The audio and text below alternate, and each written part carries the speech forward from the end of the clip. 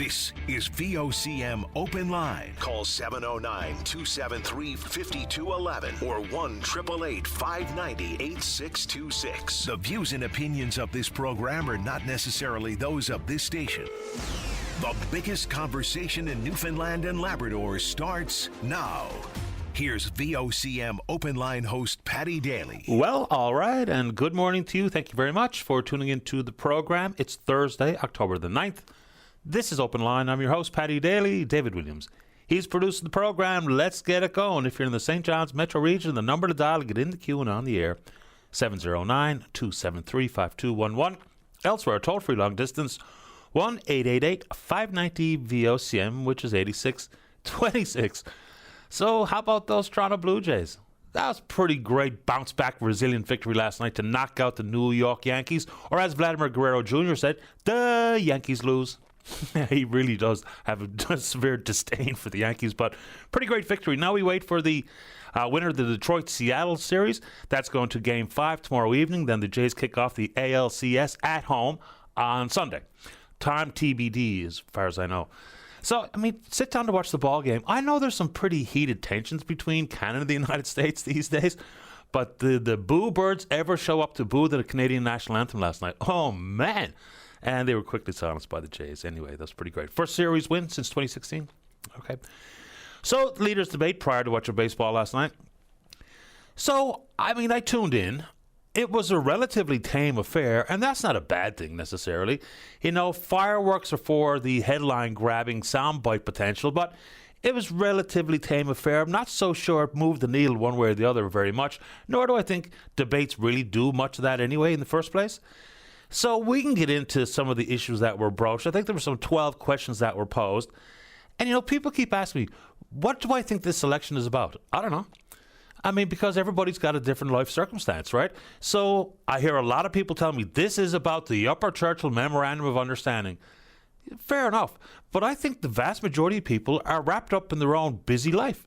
So cost of living and healthcare and public safety, I think those are the top three things. I'm not going to diminish the importance of the Upper Churchill MOU because it's obviously a huge issue that has impact for 50, 60 years here in this province, and the need to get it right is paramount, of course.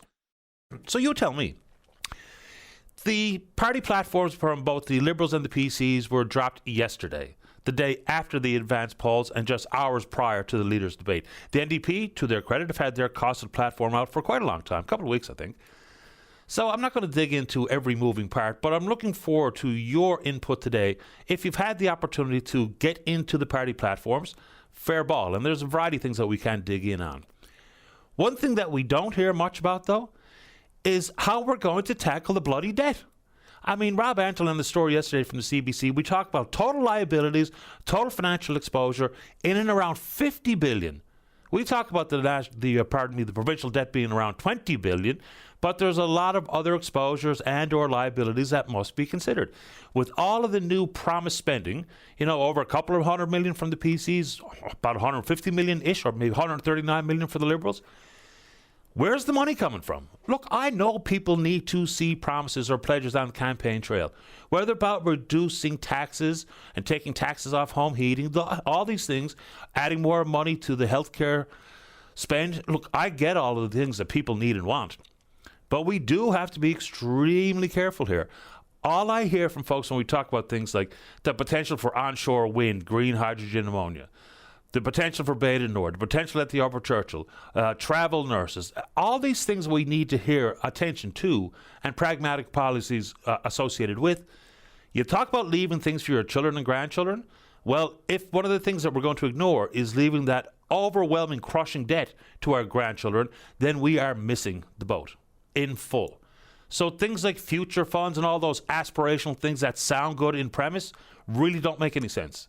Let's hear some actual strategy. And there's not a one-size-fits-all. It's not an overnight fix. But we have been woefully betraying ourselves by not making that the primary question. Yes, I know people need access to health care. Of course you do. I know people want to pay less and get more. Absolutely. But in the big scheme of things, the first question for me is, where's all the money coming from? I mean, for me, that is absolutely the first consideration when we look at party platforms. And consequently, not a lot there to dig into. All right. So let's go back to the MOU for a second. I'm hearing from people in Labrador that Hydro-Quebec employees are on site speaking directly with members of, say, for instance, the Innu Nation, and there's some accusations out there that there's been some money change hands. Look, I don't know exactly what's going on here, but that is ridiculous. And also, Senator David Wells, he's put his opinion forward about the need for independent review and whether or not we got the best deal. You know the issue. But apparently, he sees this as a form of a warning. So here's the quote directly from the senator. When I raised legitimate concerns about a deal that could disadvantage Newfoundland and Labrador for generations, powerful interests responded with what looks like intimidation. So apparently someone working for Le Journal de Montréal, former chairman of, a company founded by a guy named Pierre Piladeau, former chairman of Hydro-Quebec, they own the Quebec Core Company. So here's one of the things that came forward. The request asked about the residence of my spouse and dependent child. It asked about my family situation. It asked about my staff. That's not journalism. It's a warning. I mean, we know Quebec and Hydro-Quebec play hardball. They always have, and they very likely always will. But this is getting away from us again. Look, everything, especially during a campaign, will be politicized. It's unavoidable. It's really unfortunate that it is as political as it is regarding this 50, 60-year proposed deal between this province and Quebec, our utility and their utility. So anyway, that's happening to Senator Wells. And of course, it's a thinly veiled warning. And if you know about what's going on in Labrador with Hydro-Quebec's presence up there, I've heard conflicting stories, and so I don't really know. But if they're bringing that level of intimidation to residents in Labrador, grow up, right? Let's get back to the negotiating table where business deals are done, right? Anyway, not to be Pollyanna, not to be naive, but you know the deal. Associated with it, and we can talk about anything in that envelope. Oh, and let's say, what's this election about? We cannot avoid the conversation regarding drugs, addiction, treatment, mental illness, mental health, because some of the societal ills can be drawn a very particularly straight line between some of those issues. Last one on the potential for Gull Island to be developed. And we've had Michael Wilson on this week and Jennifer Williams on this week.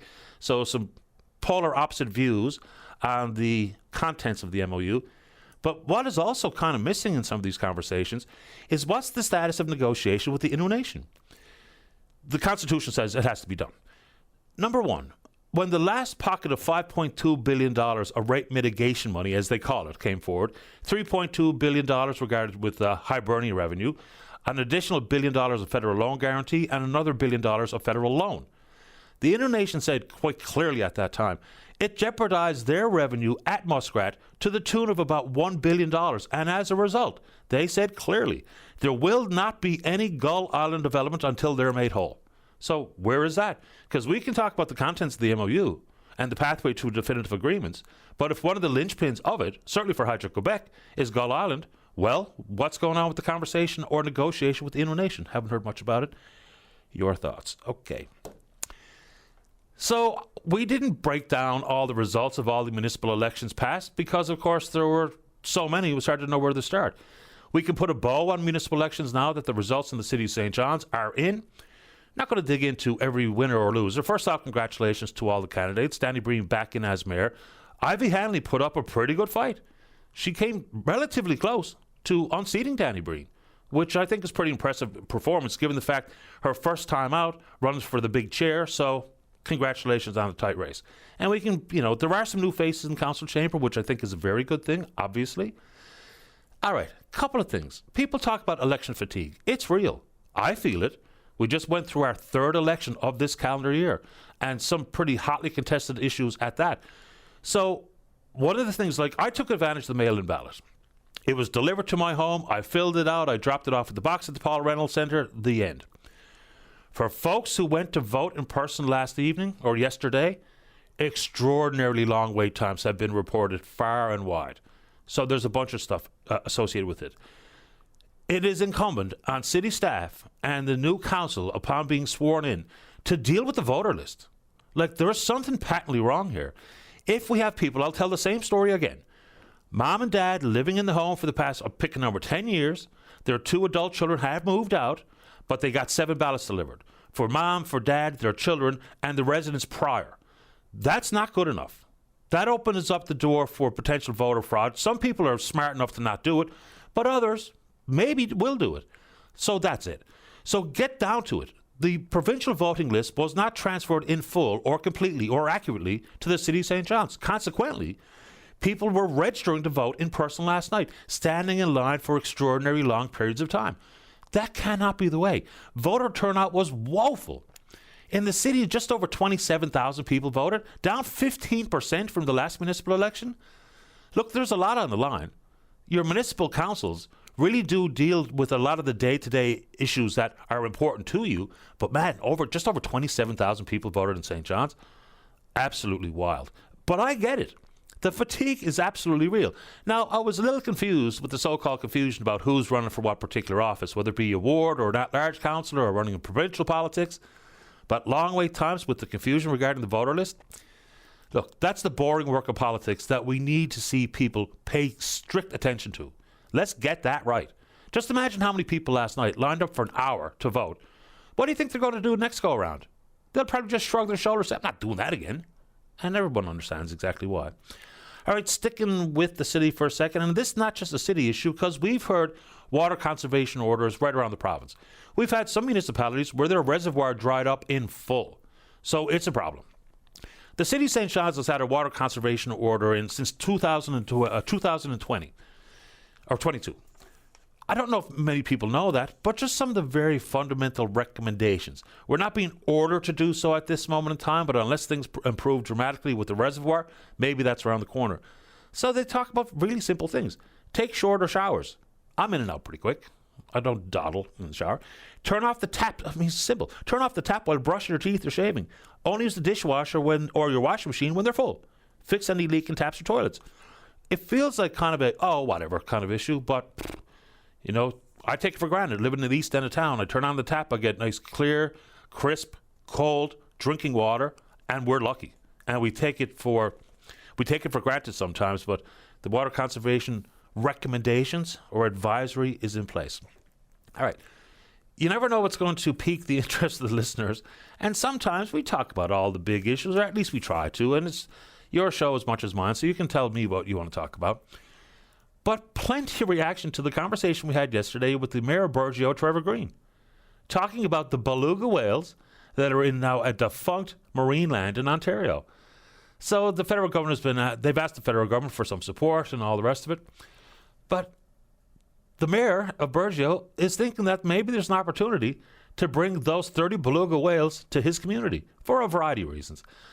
And again, you know, I shouldn't be surprised any longer with the number of years I've been in this chair. Dozens of emails. Some are saying it's ridiculous, we don't have the money. And others saying this is a great idea. But a couple of things stem from it. How does that work with the proposed National Marine Conservation Area? There's still plenty of confusion out there by this Parks Canada proposal, which is right now only in the feasibility study stages. They're only looking at societal and environmental impact for the most part. No evaluation of economic impact, which is a problem. And so how does that work? And what can you or can you not do inside a National Marine Conservation Area? We know it certainly will mean no expansion in the aquaculture industry. We had a call yesterday from Sharon Pickett talking about some of the problems as they pertain to the mass salmon die-off. But, you know, belugas in Burgeo in one particular cove and or the National Conservation Area and the aquaculture industry and a variety of other things. I'll just put that out there for your thoughts here this morning. A couple more quick ones. I continue to get pictures sent to me from various grocery retailers in different parts of the country about the whole concept of shop local.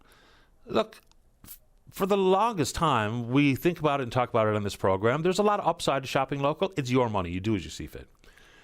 But for the Canadian retailers, groceries in particular, the fact that they're willing in the boardrooms to plot and to strategize to willfully mislead their customers is pathetic.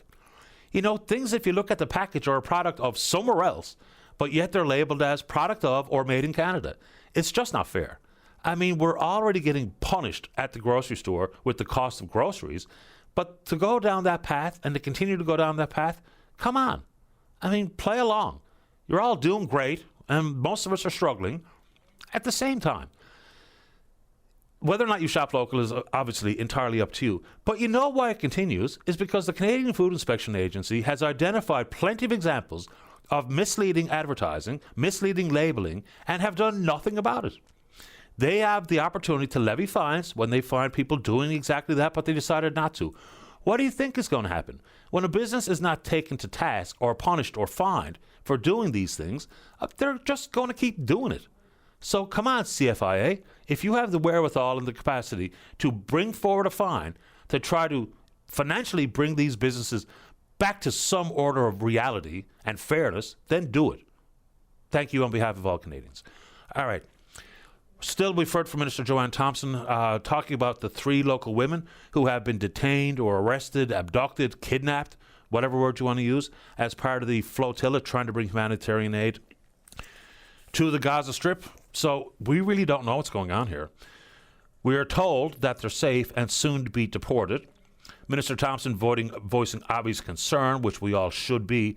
And so these 3 local women, Devani Ellis, Sadie Meese, and Nikita Stapleton, they were amongst 100 that were kidnapped, abducted, detained, arrested by the Israeli Defense Forces in international waters. Like, there's more to it than simply the fact that they're detained and we don't really know their status. We're told that they're safe, and we hope for their safe return. Also, in very good news, there's apparently phase 1 of a peace plan regarding the conflict between Israel and the Palestinians in place. The hostages should have been returned quite a long time ago. That's part of it, including a ceasefire. There's still a lot of vagaries associated with where the Israeli Defense Force will set up shop and retain whatever land they've occupied since the war began over 2 years ago.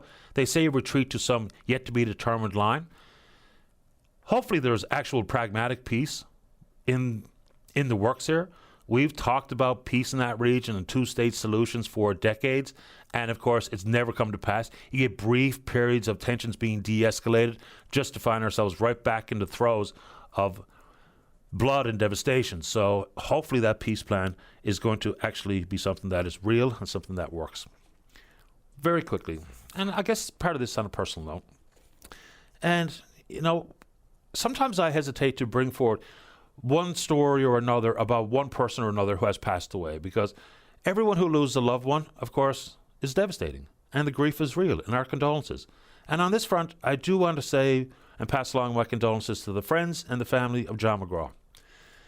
John was a big figure in the sporting community. I mean, you go right back to the Honduras-Canada soccer match to qualify for the World Cup at King George V in 1985. He was part of that. He was part of bringing that game here. So he was the past president of Sport NL, president of the Newfoundland Labrador Soccer Association, chairman of the board of governors at the NL Sports Hall of Fame. He's in 2 different Hall of Fames, both soccer and the Sporting Hall of Fame. He's passed at the age of 75. He was also heavily involved with the St. John's Maple Leafs and a variety of other sporting initiatives. I'd see John around a lot. He's been unwell for a number of years here now, but he has now passed away at the age of 75. So once again, I thought he was a fine man, and my deepest condolences to everyone who knew him, and especially his family. We're on Twitter. We're VOCM Open Line. You can follow us there. Email address is openline@vocm.com. When we come back, let's have a great show. That only happens when you're in the queue to talk about whatever's on your mind. Don't go away. Welcome back to the show. Let's begin this morning on line number 3. Morning, Ron. You're on the air. Hello. Good morning. Good morning to you. I'm situated in Grand Falls, Windsor, and I was involved with a lot of the meetings with government and the final shutdown of the Abitibi Bowater Mill in Grand Falls. And last night, I understand, Fabian Power is the Liberal candidate in the exploits region. And in a debate or whatever on Rogers TV locally, he said to the people that Abitibi Bowater didn't shut the mill in Grand Falls, Newfoundland. That, in fact, the PC government expropriated it. I was terribly upset by it. That's absolutely wrong. Abitibi Bowater had done a whole series of acquisitions, like Stone Consolidated, for an example, acquisition and mergers, trying to become the largest producer of newsprint in the world. They incurred quite a debt in that process, and they got so far in debt and got to be so big that when there was a negative move on the price of newsprint worldwide, it had a bad effect on their financial position to the point they couldn't handle it. They started selling off assets across the country. And the routine was you shut down a mill, you sell the timber assets, and you sell the power assets belonging to that mill to get enough money to get, not to pay off the debt. Selling the mill wouldn't do that for them, but it might get them enough money to give to the banks so that the banks wouldn't foreclose on them. The last mill that would have happened to would have been Grand Falls, Windsor. The intent of the company at the time was to shut the mill here. We had a wood resource of 500 to 600 cubic meters of wood annually. Every year would yield that. And it had a power asset of 14 megs of power. So the intent was to shut the mill and sell off those assets and get money to give to the banks to give them peace and quiet, at least for the time being. And under the original lease, under the king, in I think it was 1903, for those assets, that was granted to them for the purposes, the wording was, for the purposes of producing pulp and paper. The PC government of the day watched this unfold. I had been in on meetings on this. The company was in on meetings on this. The government of the day was, of course, involved. And the government of the day decided, unlike what had happened with 4 or 5 mills in Quebec and several mills in Ontario, where they shut the mill and kept the assets, that the assets should be returned to the province. So the government took the matter to the House of Assembly, and because Abitibi-Bowater shut the mill, that was a decision of Abitibi-Bowater, not a PC government of any kind, or any kind of government. Because they had made the decision to shut the mill, and did, in fact, shut production in the mill, the government decided to expropriate all of the assets, and really sort of massive, all of the assets that belonged to Abitibi-Bowater, Grand Falls. The bill, as I understand it, had to go to the House of Assembly. And I think you probably get your producer to check it out, but I think it went through 3 readings in one day, which is highly unusual. And it required the cooperation of the other 2 parties in order to do that. And I believe the vote to expropriate it was unanimous, which included the NDP and the Liberal Party, for which Mr. Fabian Power is now the candidate. There was no PC government shut the mill in Grand Falls and took all its assets. It was done to keep the assets within the province. I was involved in it to some extent. I attended most of the meetings, and I personally was in favor of it. If they were going to shut the mill, don't let them walk away with the assets. It was as simple as that. And it's not the politics of it. I don't care about the politics of it. The people will vote as they see fit. But in this area, this was a very emotional and very impacting decision. That mill had an annual payroll of $48 million, and it stopped one morning. We had employees in the mill in Grand Falls living in 51 communities in Newfoundland. And the impact of Abitibi-Bowater shutting that mill was a big impact. It was very emotional for families.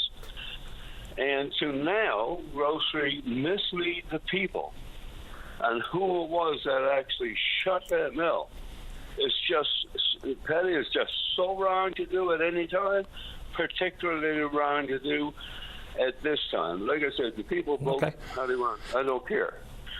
But for a candidate, obviously either doesn't know the facts or has misconstrued the facts so badly And that I found very disturbing, and I think that needs to be corrected. Okay, let me hop in for just because it's a fascinating conversation. So I think it's 2008 when we're talking about this, and you're right, got unanimous support in the House of Assembly. So then Premier Williams, Yvonne Jones was the leader of the Liberal Party. Jack Harris, I believe, was the leader of the NDP at the time. And you're right, because at the time, Abitibi-Bowater was trying to figure out as to how they approach servicing that debt to keep the mill open and whether or not there was going to be any contravention of international trade laws, where it gets even more fascinating here. So the legislation at the time expropriated all the hydro assets, which means Star Lake, and all the timber rights, to revert to Crown land to be managed by Nalcor at the time. And then lo and behold, every member of the House of Assembly found out the hard way that the expropriation actually violated international trade. The government of Canada had to come to the table, then Prime Minister Harper, with over $100 million to pay an international trade violation fine. So it's wild. You're right. Abitibi closed the mill. Then the province pretty much handcuffed them in full, because if they don't have hydro and they don't have forest rights, then the mill is just a building. Yeah, that was basically it. I think if I remember back to the time, the legal department with Abitibi-Bowater told them under the original clause where they were granted these rights for the purpose of producing pulp and paper, that if they ceased to produce pulp and paper, then legally, the province could take those assets back. That was the legal argument at the time. I think the company's legal department agreed with that. So you're right. They went to NAFTA. They took another route, and hopefully could win at NAFTA. Whether they would have won or not, we'll never know. What had happened? You're absolutely right. What had happened was Harper was advised not to try that at NAFTA, because the question was, if he won that at NAFTA, what did it do for all other industries within the country that were covered by an NAFTA agreement? So Ottawa paid $130 million to Abitibi-Bowater to get them to back away. And you're absolutely right on that. At the time, if you remember, they took Block 59, which included the mill itself. And there was talks of $200 million now to clean all of this up and so on. So we went through all of that. None of that happened. They signed on a contract to demolish the mill, and as I understand it, the province got something like 10% of whatever it was that was made. They were over a year trucking out tractor trailers of brass and copper and aluminum and stainless steel. There were mountains of it. I think it all went to Germany for recycling.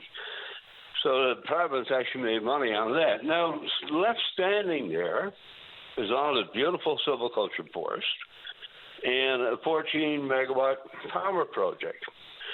So what apparently this Liberal candidate is saying is he's going to now try and fight to get these assets back for us.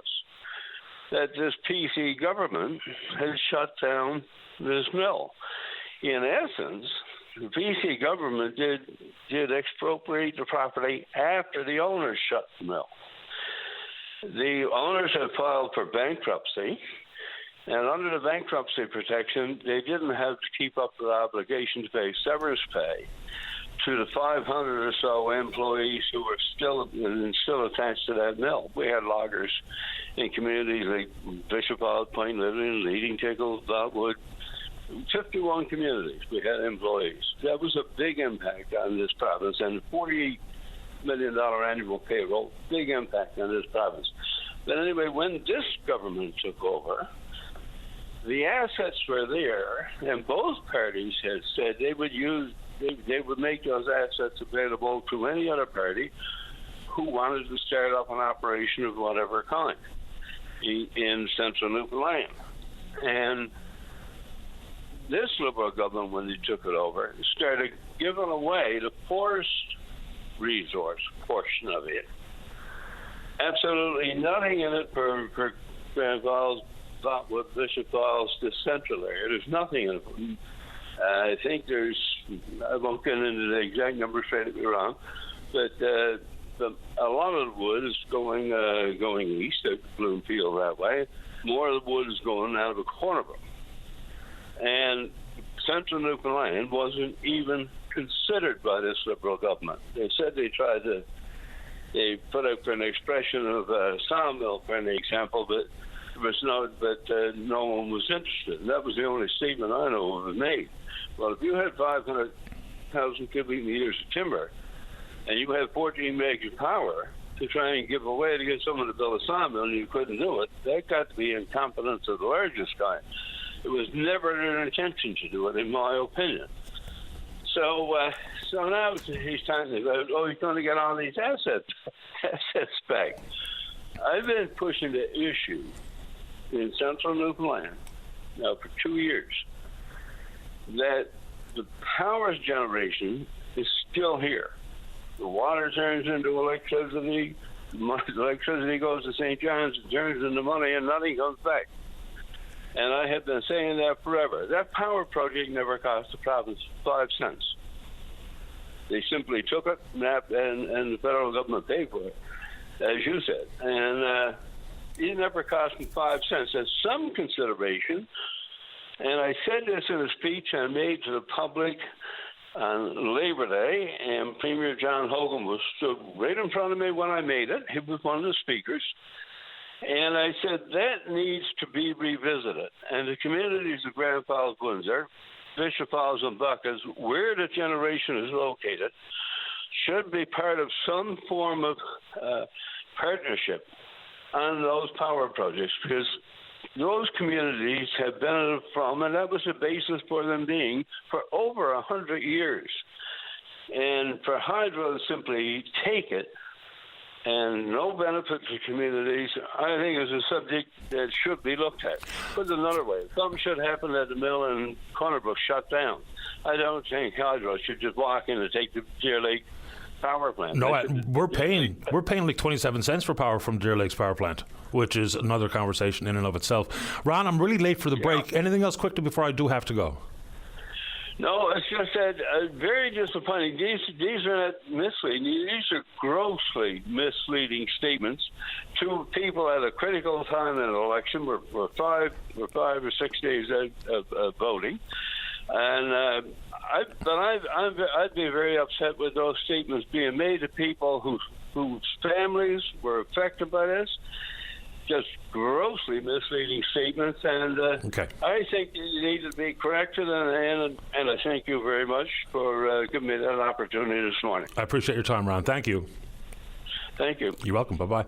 All right, let's get a break in. When we come back, we're talking cell service, fishery, MOU. Susan Green is there. She was also in the queue yesterday, so we're going to get to Susan sooner than later. She's with Unseen or Unheard No Longer. It's an education group of parents with children that have complex medical needs. Then we're talking cost of living, whatever you want to talk about. Don't go away.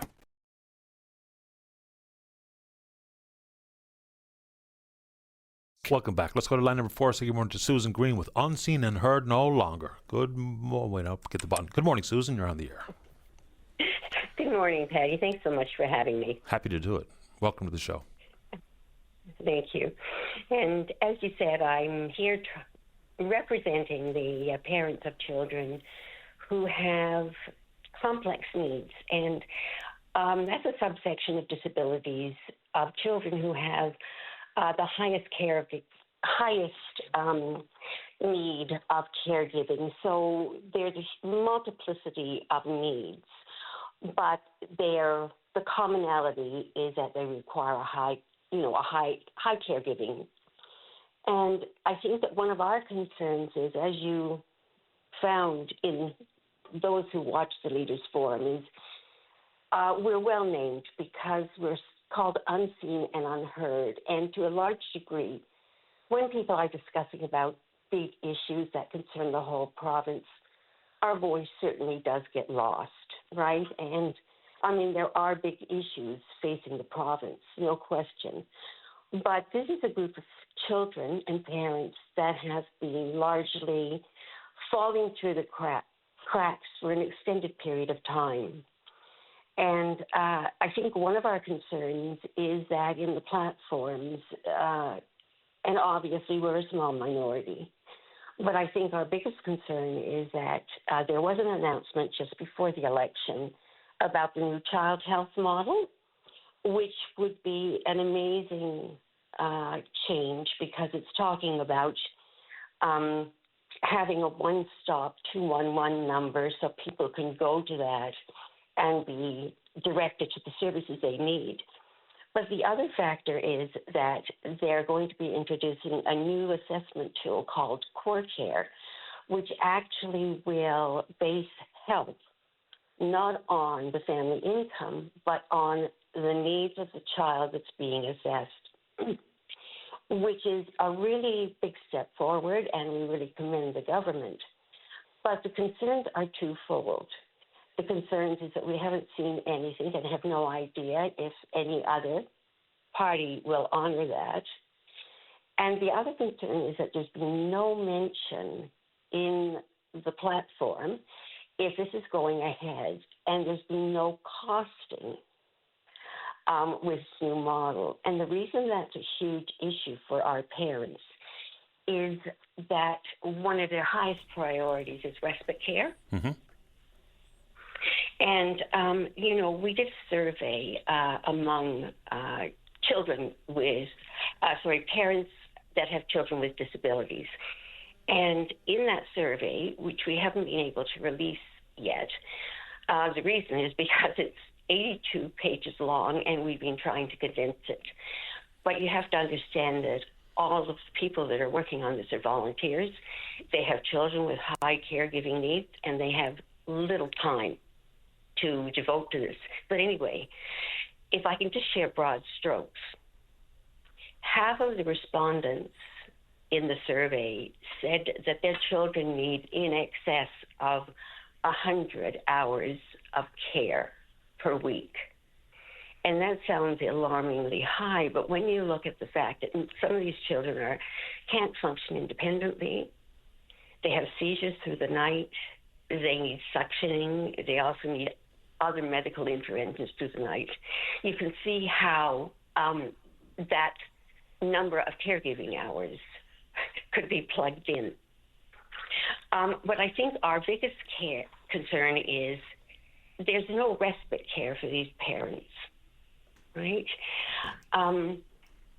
If you're a foster parent and you take on a child with complex needs, you are automatically guaranteed respite care so that you have a break from caring for this child's needs.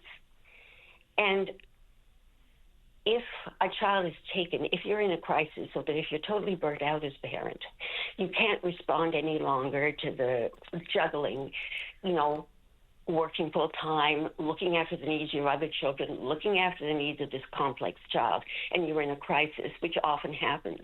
And looking after yourself. Pardon me? And looking after yourself. Oh, absolutely. And I would say by and large, for the parents that I know, they don't. They don't. And so it takes such a physical and mental toll. I mean, the reality is that they don't look after themselves, right? And this has huge effects, not only on the parent that's giving the care, but also on the whole family, because, when you have a child who has such high priority needs, and oftentimes you're having to intercede from a medical perspective. You have to suction your child.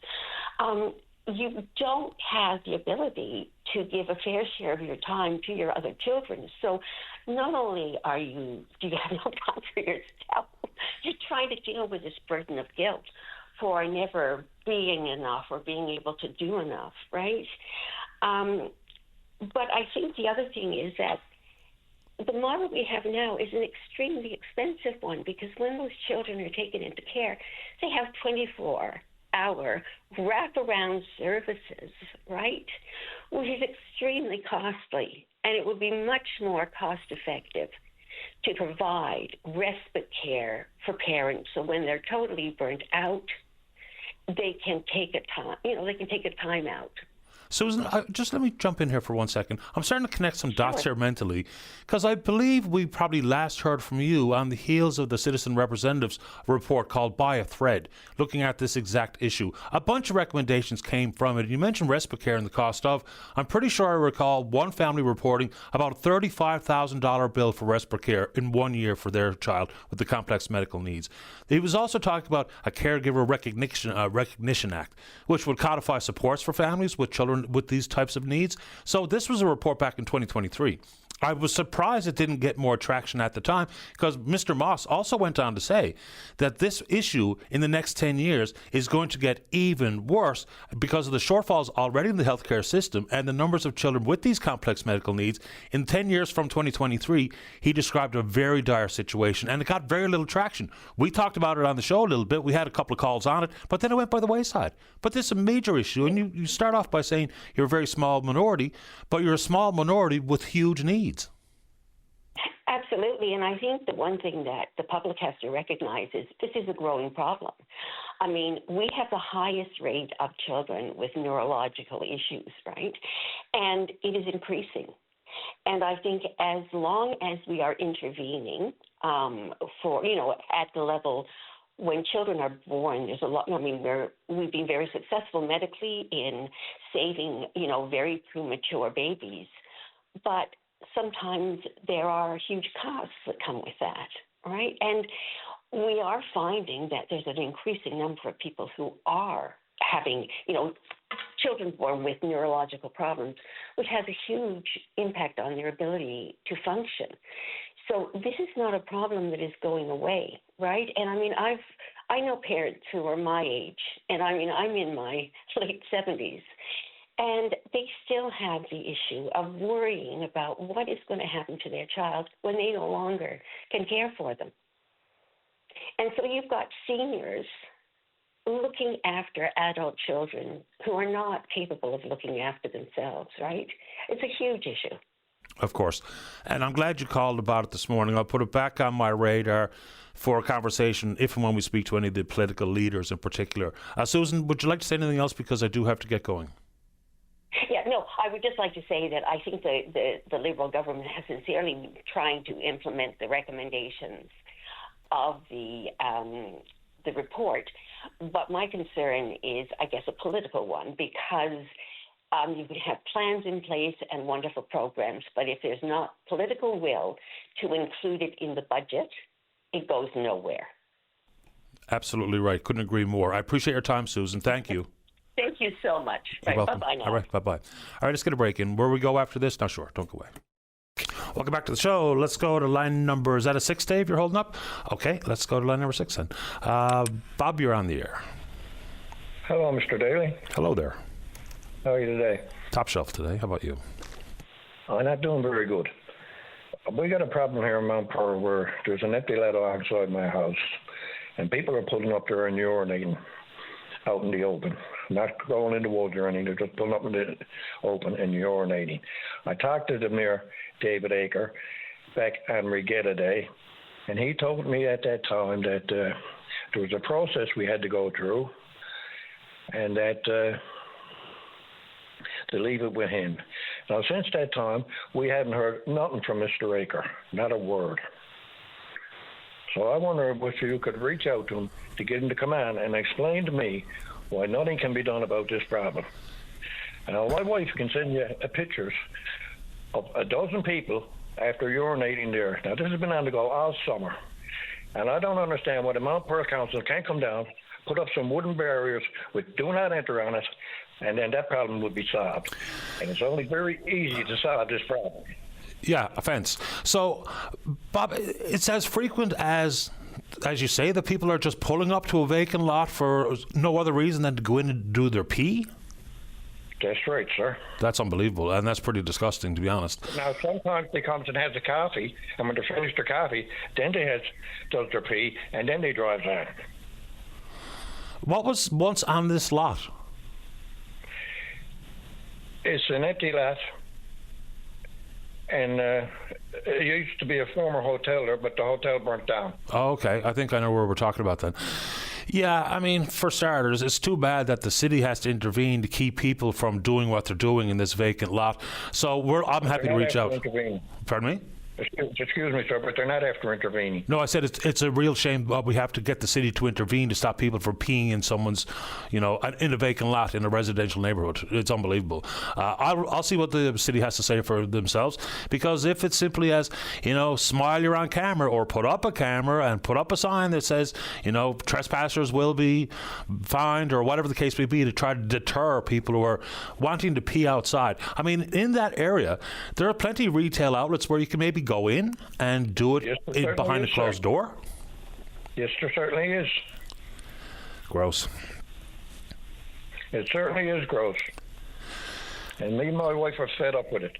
And last time I was talking to Mr. Aker, I said to him, well, I'm fed up to here, I said, when I looked at him talking to him about it. And I said, if this was happening alongside your house, it wouldn't be happening for very long. No, I agree. And I'll see if I can get comment from the city of Mount Pearl right away here, Bob. Yes, I'd love for him to come in and talk to you and let me know so I can actually hear what he's going to try to say to you to get out of it. Okay, and we're happy to try to make that happen too, because there's plenty of things we can talk to the mayor about. But these are one of those ones, you talk about quality of life issues, right? And that's a very wide-ranging topic.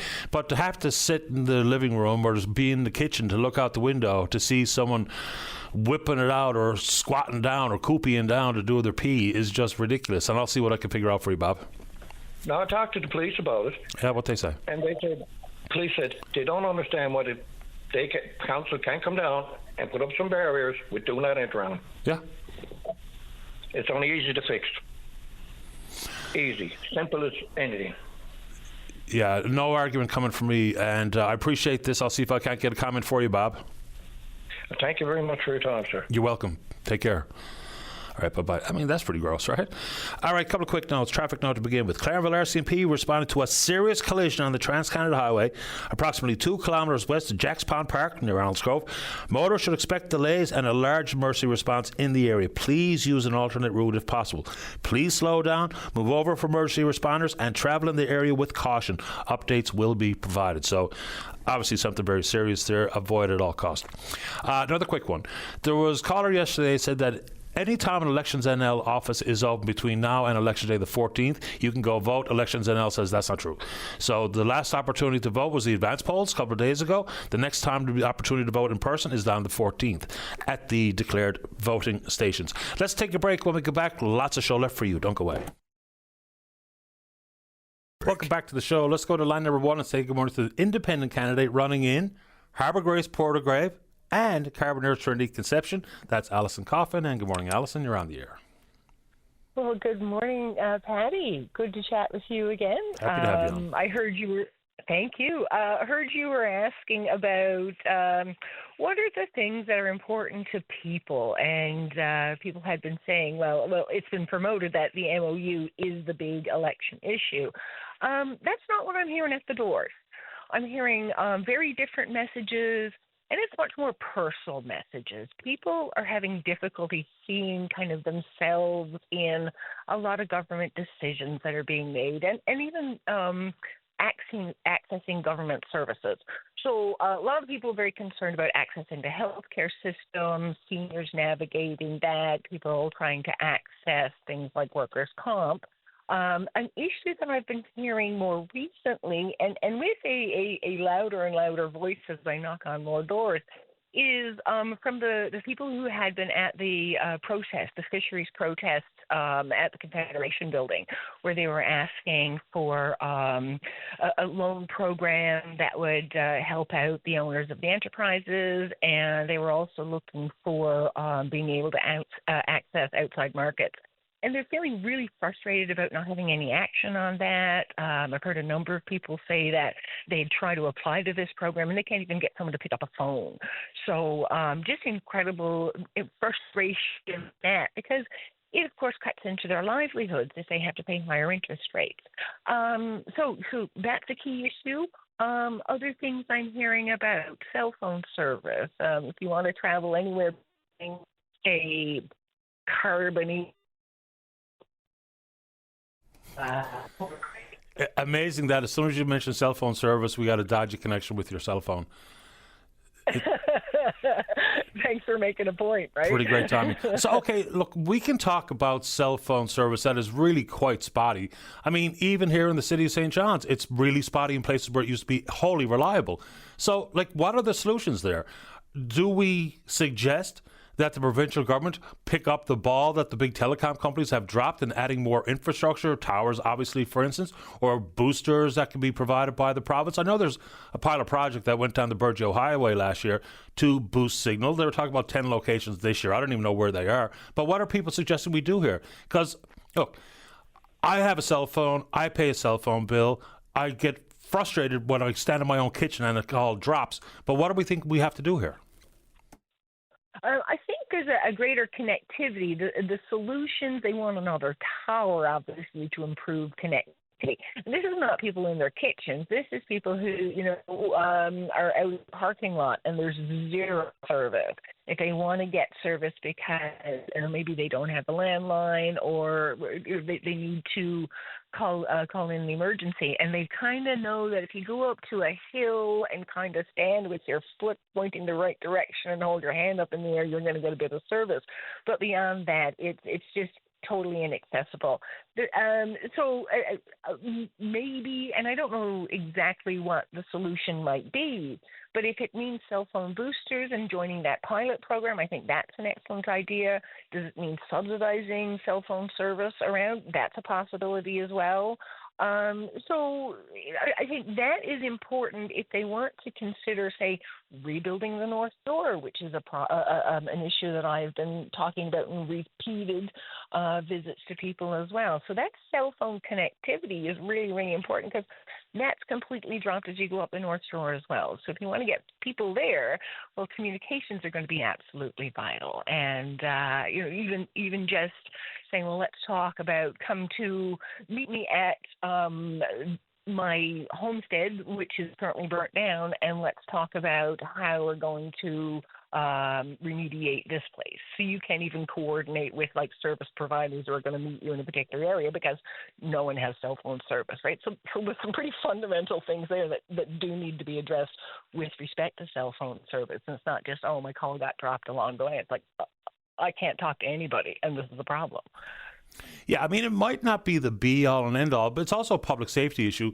But just think about, trying to attract business and or individuals or families to come to your community. If I don't have high-speed broadband and I have spotty, if not non-existent cell phone coverage, for some, that might be the deal breaker. Certainly in the world of business, it would be. Yep, absolutely, right. So this is a fundamental thing that it's not just, oh, we're irritated. It's communications is absolutely vital. I mean, that's one of the things that's brought the globe together. Like now we can call all around the world, except if you go, up the North Shore. Sorry. But we can call anywhere else. So maybe we need to kind of work on that and come up with a smarter solution than with whatever we currently have. And if it means throwing a couple of $100,000 or $1 million of cell phone, well, is a tower. That's not a bad solution, right? And beyond that, like other fundamentals, if you want to bring business in, you need to bring labor in, and you want to bring young people into communities. All of this stuff is absolutely vital. If you want to encourage more people to come into the fishery, you're going to have to start putting more money into it being easier for people, more money and ideas and services in for to be easy for people to start new enterprises. We need to get young people into our fishery. Yeah, some of that is about transfer of lease and license as much as anything absolutely. else. Yeah, which has been a longer, complicated issue. And I mean, there is a pot of money for fisheries, for technological advancements and what have you. And that story always irritates me a little bit because I remember that press conference at the Rooms where we were told there was a $400 million pot of money for fishery support for advancing tech and a bunch of other projects.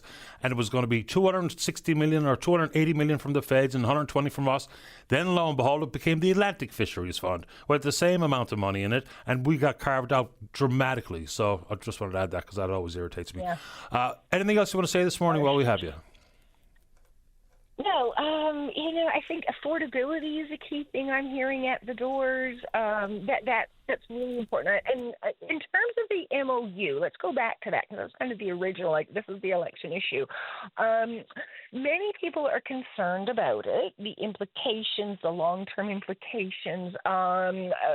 Some people say, hey, yeah, let's let it go. But a lot of people feel that it does need more oversight. It does need more in-depth analysis. And they're not quite sure what that necessarily looks like. What I'm getting is that they're looking for someone whom they trust to go over it on their behalf, that they feel it doesn't have, that can come back to them and say, yeah, this might be a good part of it, and this over here isn't. But right now, I mean, there's just an enormous amount of information. It's all very complicated. There's lots of people saying this side is the best and this side is the best. And I think people are really looking for, can you parse this down into some words that I'd understand and appreciate and help make sense of it. I'm not sure if that's kind of what you're looking for, but I think that's a really important thing. And then the other part, I guess, that they're having difficulty with is exactly what you said, is where is all this money coming from? We have massive debt, and I'm hearing, well, the parties are promising all kinds of new stuff, but how are they going to do it? And, a lot of that is going to hinge on, are we going to get billions of dollars come in from the MOU? So those two are very intricately related, but on an individual door-to-door basis, people just want to be able to have access to those services and see them kind of really incorporated into the vision of, all right, yeah, I have some security in knowing that I can get health care and, maybe my cell phone service and the roads are going to be paved properly and regularly with guardrails and, brush cut back, stuff like that. Yeah, look, I mean, and that's why I said what I say on the show all the time is, it's not about one thing. It depends who you are, where you are, and your life circumstances as to what's most important, obviously. Alison, appreciate the time. Wish you good luck out there. Appreciate it. Thank you. Talk to you maybe on the 15th. Bye-bye. Sounds good. Bye-bye. There's Alison Cough running 2 different voting districts. Let's get a break in. When we come back, MOU, then you. Welcome back to the program. Let's go to line number 2. Good morning, Dave Vardy. You're on the air. Good morning, Patty. Good to talk to you this morning. Happy to have you on. I wanted to make some comments with regard to the debate last evening. I also wanted to speak about your interview with Jennifer Williams yesterday. I had some comments about that. First, with the debate last night, I was disappointed that there was no commitment by the Premier to submit the MOU or the definitive agreements to the Public Utilities Board, because in the past there was a restriction, exemption order because of the fact that when Gull Island was going to be developed back 20 years ago by Brian Tobin, there was an order taking the PUB out because none of the power was going to be used within the province. But now with these developments and with, of course, the Upper Churchill itself, there is a lot of power being used within the province. And there's certainly a strong argument that the PUB should have jurisdiction. So instead of that, what we're going to end up with is another debate in the House of Assembly, which I think serves very little purpose because the evidence is not given under oath. There's no opportunity for cross-examination. I think that's really not the way we should be going. But so that's just sort of just the beginning in terms of my reaction to the debate last night. Certainly not very much coming out of that debate that seemed to be very helpful to the cause of transparency on the MOU. Turning to your interview with Jennifer Williams, the number of things came up. One of the things that seemed to me would be helpful if during this period there are people out there who have a lot of questions. And I think my suggestion, I sent you an email, Patty, last night, saying, why wouldn't we suggest to Jennifer and Hydro that they would respond to questions on an expedited basis? Because under access to information, the Hydro, if I submit a request for information under access to information, a TIPA, then they have 30 days within which to respond. We need to get information out very quickly. We also need to share the information. So my suggestion was that the information, people should ask questions. Your listeners should ask questions to Hydro. They should respond within 24 hours. they can't respond within 24 hours, they should indicate when they can respond. And all of the responses should be posted online so people can see what's being said. So I know you responded to that. I thank you for that. I thank you for responding, and I hope you will take that up with Jennifer. Now, he did have some specific things I wanted to ask in the. I sent you a list of 30 questions. And some of them are technical, but I wanted to just sort of touch, if it's okay with you, I wanted to touch on 2 or 3 of those key points that I raised, and I'll begin with the. Well, comparison of rates. So we got into a discussion yesterday with Jennifer about what are the rates in Quebec compared to here, and I pulled out my power bill, and my energy charge here is 15.2 cents. And when I take into account my basic charge, it works out to 17 cents per kilowatt hour, including the energy charge and the basic customer charge. I understand in Quebec it's about 8 cents kilowatt hour. So, and the way I see it, we're subsidizing Quebec rates. So let's understand why this is. Let's get some information about this out on the table so we can understand just exactly why is it that the rates are so much higher here than they are in Quebec. I mean, we have a lot of hydroelectric power. And I don't think it's all about the scale. I mean, Jennifer talked about scale being a big issue. I think there's a lot of other issues that are much more dominant than scale. They have lots of rural areas as well. They're a big province. They're a very big province. And so anyway, that was one point I wanted to make. I just thought that hydro could be very helpful in informing the debate here.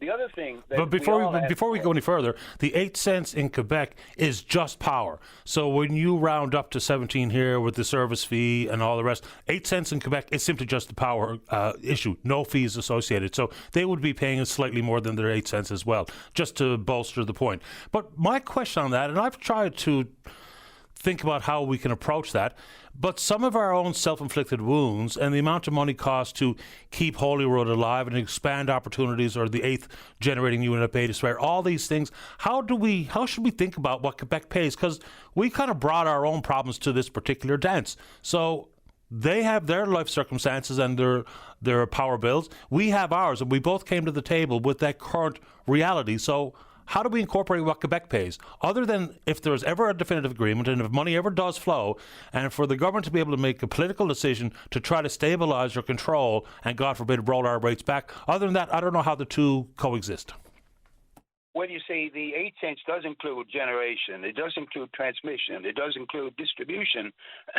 And, of course, they do all these things within Hydro-Quebec, whereas we have 2 separate companies. We have a Crown Corporation, and we also have a private investor-owned corporation. And so in our costs, and, you're right, we do have some albatrosses. We have an aging hydro plant. But, Hydro-Quebec has an old nuclear power plant that they put in place that now decommissioned, Gentilly. And so we've all got our, baggage. We all carry our baggage. But you see, the thing about it is they've got this power from the Upper Churchill at virtually zero cost. You're looking at 2 cents kilowatt hour is for the main power project. And so that dominates has a big impact. It's 15% of the amount of power used in Quebec. So it's subsidy from Newfoundland and Labrador because we don't get that money. And because if we did get that money, our rates would be a lot lower than they are now. And if we got a full market rate, and of course, on top of all that, Patty, the 8 cents is not a market rate; it's a manipulated rate because they manipulate that to keep power prices down in Quebec, but also because if they show too much profit under the equalization program, they'll lose 70 cents for every dollar. So they're in their situation where they're trying to keep their prices very down for a number of reasons. And we're in a situation we're paying top dollar because we still have Holyrood and we're still burning oil, and we still got the albatross of Muskrat Falls, and the LIL is still not fixed. But I wanted to just move on to one thing that people talk about is the numbers and the discount rate. I'm not going to get into the discount rate because we can have big debates about the discount rate, and I'm prepared to go into those debates. But the number they're using is 5.8%, 5.822%, and I'm not going to delve into that. What they've given us based on that 5.822%, which includes inflation, it includes the time value of money, it includes a risk premium, includes all those things, and you can debate whether the inflation rate is high enough. And I agree with Mike Wilson that the inflation rate of 2% that they're using is really too low. And we look at the past 50 years, it was 3.83%. So really the 5.8 should be a higher number. But I'm not going to go down that route because that's a rabbit hole. And I've been there. And what I do want to do is go to talk about the 5.9 cents. Because Jennifer talks about the 5.9 cents. Now, that's a counterfactual number. It does not exist. It exists in an imaginary world. But what she told us, and I this morning looked up the House of Assembly, the Hansard, the debate in January, and what she told the House of Assembly was that the 5.9 cents per kilowatt hour generates, based on the amount of power that Hydro-Quebec is buying from CFLCO, and I can tell you exactly how much that is, the projection is, it's a certain amount, it's 1.265 terawatt hours. That's a meaningless number to most people.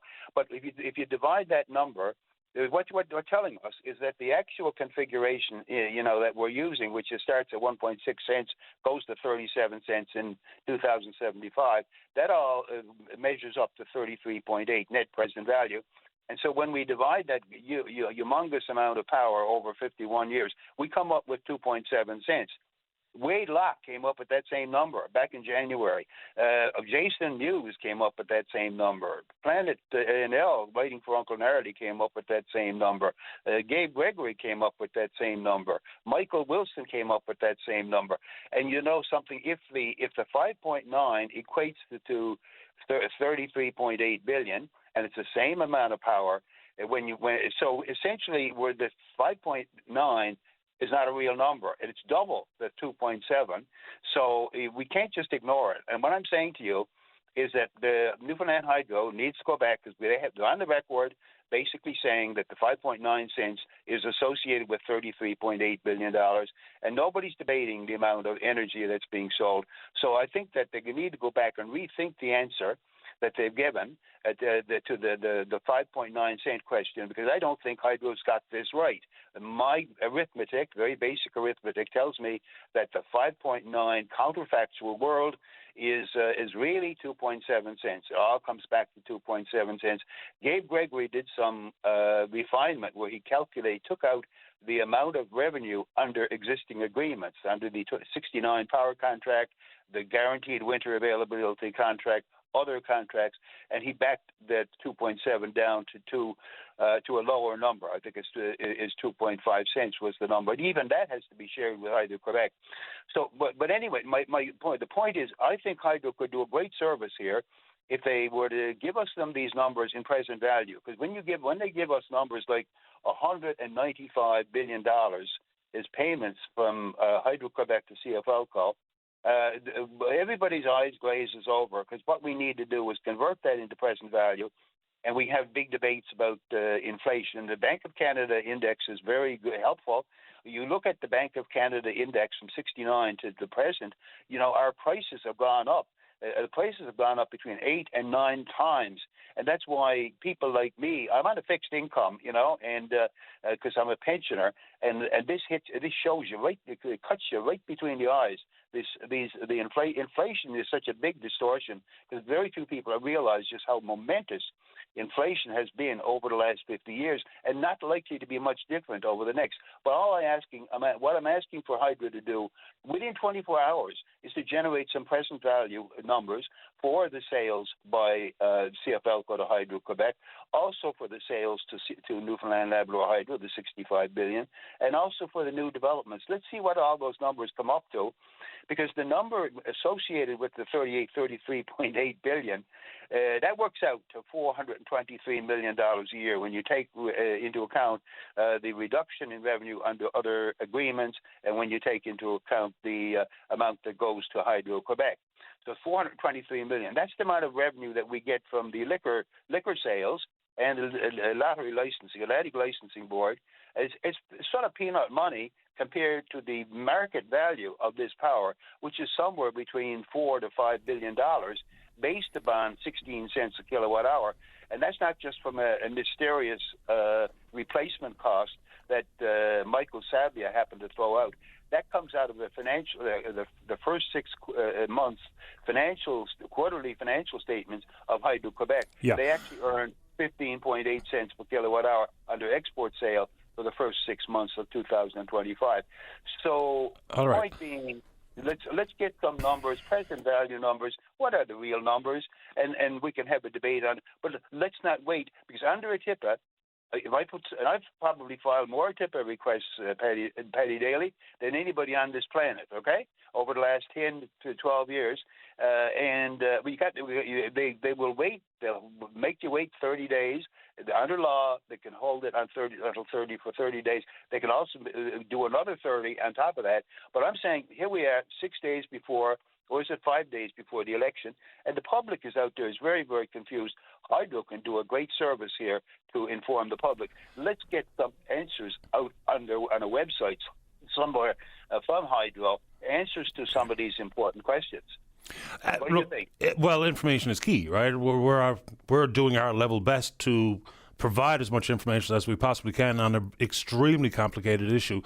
Very quick for me, and then I'll give you the floor for a few seconds before I have to go. The replacement cost issue for Michael Sabia. Look, I heard what he said, and it's been repeated many times from Hydro-Quebec executives, but they have never told us what that actually means. Whether it means the replacement for all of the power on the Churchill River, both Gull and the upper expansion, and all the transmission lines, because we don't even know what they're talking about. He can throw that number around all the time. Just the same sales pitch that we're hearing from certain people in this province. They're doing the same thing in the province of Quebec, with no real explanation about things like what that means, because that's one area people are really hanging their hat on. Why are we only getting this when Michael Sabia said that? But we don't even know what Sabia meant. And nor is he willing to clarify. You're absolutely right, and the only way we're going to get this information here is in a boardroom where people are swearing, they're giving an oath. All their testimony is under oath. They're subject to cross-examination. Because you're right, we don't really know where this 16 cents comes from. Does it relate to new hydro developments or existing hydro developments? Does it relate to another nuclear power plant?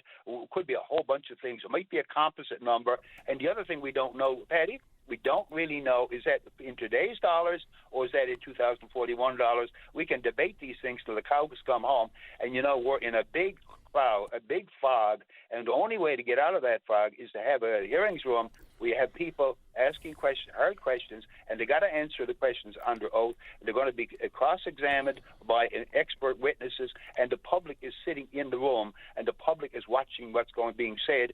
And so, if Jennifer Williams says that it's 5.9 cents, and some other expert such as Michael Wilson says no, it's 2.7 cents, or Dr. Locke, or whoever says it's 2.7 cents, well, then you get that information out on the table. Fair enough. The public is, yesterday, from your interview with Jennifer yesterday, the number she's put out on the table is 5.9 cents, and I don't think that's the right number. And a number of other people, are saying the same thing, but they're being given the final word. And so, can I make one final thing? Very quickly before I have to go. Go ahead.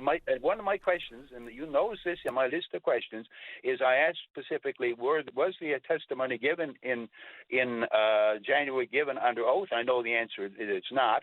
But you know something, but I also asked the question, is the CEO of Hydro a public servant? Now, I was a public servant. I was a deputy minister for 20 years, and one of the things that I had to do, that I was required to do, my conscience bound me to do, was to speak truth to power. And speaking truth to power means you tell the full story, the whole truth, and nothing but the truth. So help me God. And so you don't just talk about the benefits. You just don't talk about the upside. You talk about the risk. You talk about the costs. I'm not hearing anything about the risks or the costs, because those risks and costs are enormous, and those are being hidden by the public servants that we're paying very high salaries to.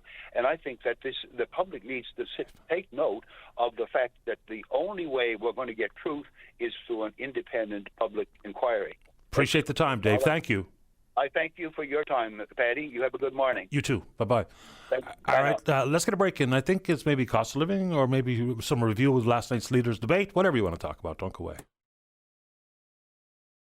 Welcome back. Let's go. Line number 5. Charlie, you're on the air. Good morning, Patty. Morning. welcoming this rain. Are you getting much rain yet? Just a little sprinkling the last time I looked out the window. It's getting so dark in St. John's, I can't really tell what the weather's doing, to be honest, from the studio. Okay, we've had a few really good showers, and believe me, it's needed. Yeah, it's needed around here too. Patty, listening to, I've been trying to follow closely on the Michael Wilson and what Jennifer Williams is saying, and now Dave. You know, there's a lot of deja vu with Muskrat Falls.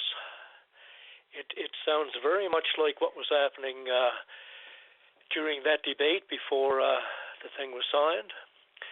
The obfuscation, the over-optimistic stuff, the lack of clarity, denouncing critics, not giving answers, and so on.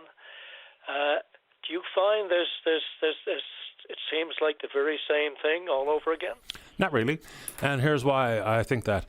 Is what was absent with the Muskrat issue is that officials at Nalcor willfully, purposefully withheld information from the cabinet. I mean, not just from the general public, but from the cabinet. We saw emails at the LeBlanc inquiry that pretty clearly said, do not tell anyone in the cabinet. Now, that's not exactly what it said. That's not verbatim. But that was pretty much the essence of it. There was all sorts of risk reports, one from SNC Lavalin that sat on someone's desk, maybe read or unread, for years before we found out that it actually existed. And plus, Muskrat was a go-it-alone project. I think there's much more information out there. Whether or not people think it's transparent enough or detailed enough or accurate or misleading or exaggerated, I don't know. But this feels different than Muskrat for me. Number one, we have more information. Whether or not we have it all, I don't know. But we know full well that we were shielded from Muskrat information leading into final sanction. Well, I believe the lack of transparency and clarity is very clear. When you talk about, he was just talking about 2.7 or 2.9 versus 5.9. Shouldn't that be very clear? Shouldn't that be something that you could look at and say it's one or the other rather than saying it could be this or it could be that? I guess the short answer to that is yes. The effect of inflation. They look at one crowd says the dollar value is going to be very much down. The other says it's not as bad as they're saying. That should be, to me, very clear. Who owns the water rights? Who controls that? That seems to be up in the air. So these are major things that both sides who are supposed to be experts are disagreeing on. So the public is expected then, in a few days, to vote on what's best for the province. I thought Jennifer Williams' answer on water rights was pretty clear, though. Not according to the view of Michael Wilson versus Jennifer Williams. Well, Jennifer Williams was on yesterday. I asked her specifically about water rights, and the answer seemed pretty clear to me. Okay, that's not what he said, if my memory serves me right. Well, Wilson was on before Williams. Yes, that's what I'm saying. He commented on water rights there, and he seemed to have a big problem with the language. So if we're going to vote on this, we're not really. We can't vote with any degree of confidence that we know what we're voting for. So when you talk about which is the big issue in the election, they're all big issues. Scott Peck said some things are overdetermined. It's not one or the other. It's local issues, and this one certainly. But we have to have more information on this, and it seems to me that they're holding back. But anyway, that's just my take on it. Just out of curiosity, and this is, I don't know if it means anything or not. Have you read the MOU, Charlie, by chance? No, I've done Cole's notes from several people. For me, it would be a waste of time for me to try to go through that when you've got people like Gabe and Dave and Uncle Gnarly and them who can pinpoint what's in there. For me to read it, it would be more confusing, is my view. So I'm looking at what Jennifer Williams is saying and what these other people are saying and weighing that. That's the best I can do, Patty. Well, the reason I read it, and I've read it probably half dozen times, is it just gave me what is hopefully a base starting point to even understand anything about it, and then consequently for me to be able to formulate a question. Because if I hadn't read it, I think I'd be flying completely blind, and I'd be entirely ineffective to speak to anyone about it. Well, you've done the work for us there, which is good. Most people, I know, are not going to read that MOU, but they are going to listen to experts on either side. So I thank you for doing that. I've got 3 or 4 books going to one time, and I'm not prepared to drop those for the MOU thing. I'm sorry. Anyway, I'll go to something else if I may. Yeah, you have another minute or so. Go ahead, Charlie. The deal they're talking about, I wish they'd stop calling it a peace deal. It's a ceasefire, which is good because aid will start to get in, and the Israelis will stop sending bombs down on top of children and so on. So this is all good. But to talk about this as if this is the beginning of the beginning of the beginning, there's so much more at stake. The Israelis, for instance, are not going to entertain a two-state solution. They're not going to have enough land left in the West Bank to really form a truly modern state. And those settlers are going nowhere. In fact, they're going to keep building those settlements. So when they talk about this is such a great deal and so on, it is for the hostages and for the reasons I just mentioned. But please, don't call it a peace deal. It's very, very far from it. Well, we're certainly nowhere close to it. I mean, what's the likelihood we'll hear of more devastation and bombs while we're in this phase 1 of the peace deal? Okay. Patty, the debt thing that you keep bringing up, and I'm glad you do, you can see what's wrong with our democratic system. The system is geared to the here and now, to the 4 or 5 years. That lady came out, what was her name, Dame Moore, I think, and said we have to act now, and nothing has happened. Both parties are just full steam ahead, giving people what they think they'd like to have and hear to get votes. And when you talk about for our children and grandchildren, it's not just that; it's happening now. We're spending that $1 billion now that could be used for all these services that people want. And I see the same thing with climate change. When people have to think beyond the everyday, it just doesn't happen. And then governments mirror that. And you take corporations. What is it they want? That's the other big group in our society that rule things. Greed, present-day shares, and so on. So who's looking out for the future of us and where things are going? Absolutely no major group in society is doing that. That's my feeling anyway. It certainly feels like that. There's no doubt about it. Charlie, I appreciate your time. Just very quickly, you say you're juggling 2 or 3 books. What are you reading? I'm reading one on the Middle East. The title escapes me right now, and another one on the tech world. I forget the titles. I should know them. The tech world. What's happening there? I noticed they said at one point the parents, like the Facebook lady. What's her name? Cheryl. She's second to Zuckerberg. Yeah, I know what you're talking about. Parents who are working there are the technical people. They don't have their children on the screen. That they limit it very, very much. They're quite aware of how dangerous this is for their children. Absolutely. These people who know day to day what's happening. I thought that was very good. And I'm reading a light one on Trump, and I forget what the 4th one is. But anyway, whatever suits me in the afternoon to pick up if I'm feeling in a light mood, memoirs too. Anyway. Well, those books could be titled 1, Tinderbox, 2, Tech is Not Your Friend, and 3, Madness. Yeah, okay. Appreciate the time, Charlie. Okay, thanks, Take buddy. care. Bye-bye. All right, bye-bye. Don't go away. Welcome back to the program. Am I going to line number 6 here, Dave? Is that what I'm at? Okay. Line number 6. Good morning, Jim Power. You're on the air. Good morning, sir. My name is Jim Power. I'm with the Uniform Services Committee, and every year we put off a dinner with the Uniform Services. I'd like to just explain to your listening audience what that is, who's eligible, and if you'd like to attend, how you could get a ticket to it. This Uniform Services Dinner was actually started 16 years ago. We missed 2 years for COVID, and so now we're in our 14th year. It's generally open to uniformed services engaged in a frontline critical response. It's a social evening. It's based on a regimental dinner style format, and spouses or partners are welcome. Generally, the groups that are included in the dinner, and these are either serving or those that have retired, and that includes volunteer fire departments as well, military, police, Coast Guard, fire departments, penitentiary guards, sheriffs, ground search and rescue, paramedics, wildlife, fisheries, etc. So we've had dinner for quite a while, and it's to build partnerships between groups, and we all get together, in a function by ourselves. This year, we have the honor to have the special guest, Lieutenant Governor Joan Marie Aylward, attend with us.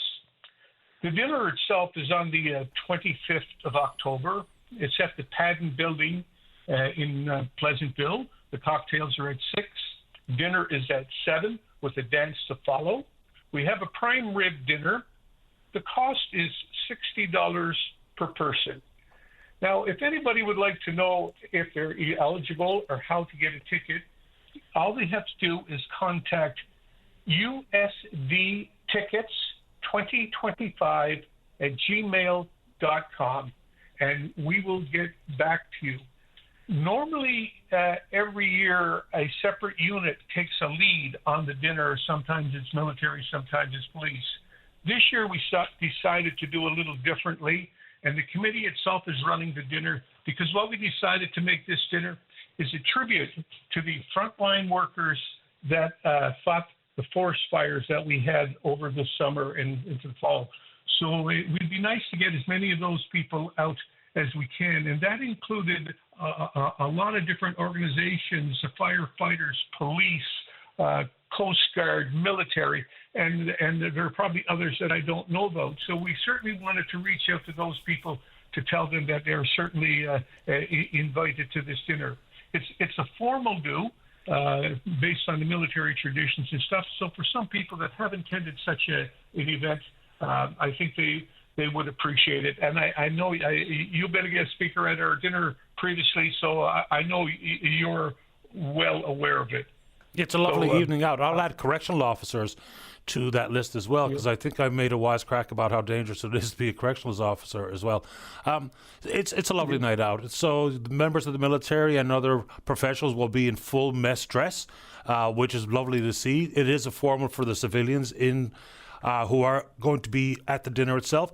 The loyal toast is actually very impressive. There's a place set aside to remember those who have fallen. It is really a lovely formal night out. I really enjoyed it. Well, thank you very much, sir. And once again, the contact email is usdtickets2025@gmail.com. And if you just even have a question about it, if you email us there, we'll get back to you. And if you're kind of iffy on whether you're kind of qualified to come, give us an email, and we'll give you all the information you need. And it's $60 per person. And, sir, thank you for your time. I appreciate yours, Jim. Thank you, sir. Thank you. Bye-bye. Bye-bye. Yeah, it is quite a nice night out. So they've certainly upgraded this year from me to Joan Marie Aylward, the Lieutenant Governor. Not bad. All right, let's check in on the Twitter quickly. We're VOCM Open Line. You can follow us there. Email address is openline@vocm.com. When we come back, tons of time for you to talk about whatever's on your mind. Do not go away. You're listening to a rebroadcast of VOCM Open Line. Have your say by calling 709-273-5211 or 1-888-590-8626 and listen live weekday mornings at 9 a.m. Welcome back to the show. Let's go. Line number 4. Jim, you're on the air. Hello. Hi. Hey, Patty. So I'm here in downtown St. John's right now looking at the Cape Roger. Newfoundlanders of a certain age will know the symbolic value of this boat for making an example and standing up for what's right. And as a result, it's a symbol of pride in our country. Today I want to talk about the Freedom Flotilla and what the 3 Newfoundlanders aboard are doing and what we can do to help them. That flotilla was meant to break the Israeli blockade of Gaza and provide food and medical aid to the people there. The reason they are doing that is because Israel is committing genocide. It is not a conflict. It's not a war. One participant is a small strip of land that has been reduced to rubble, that has a blockade off the coast.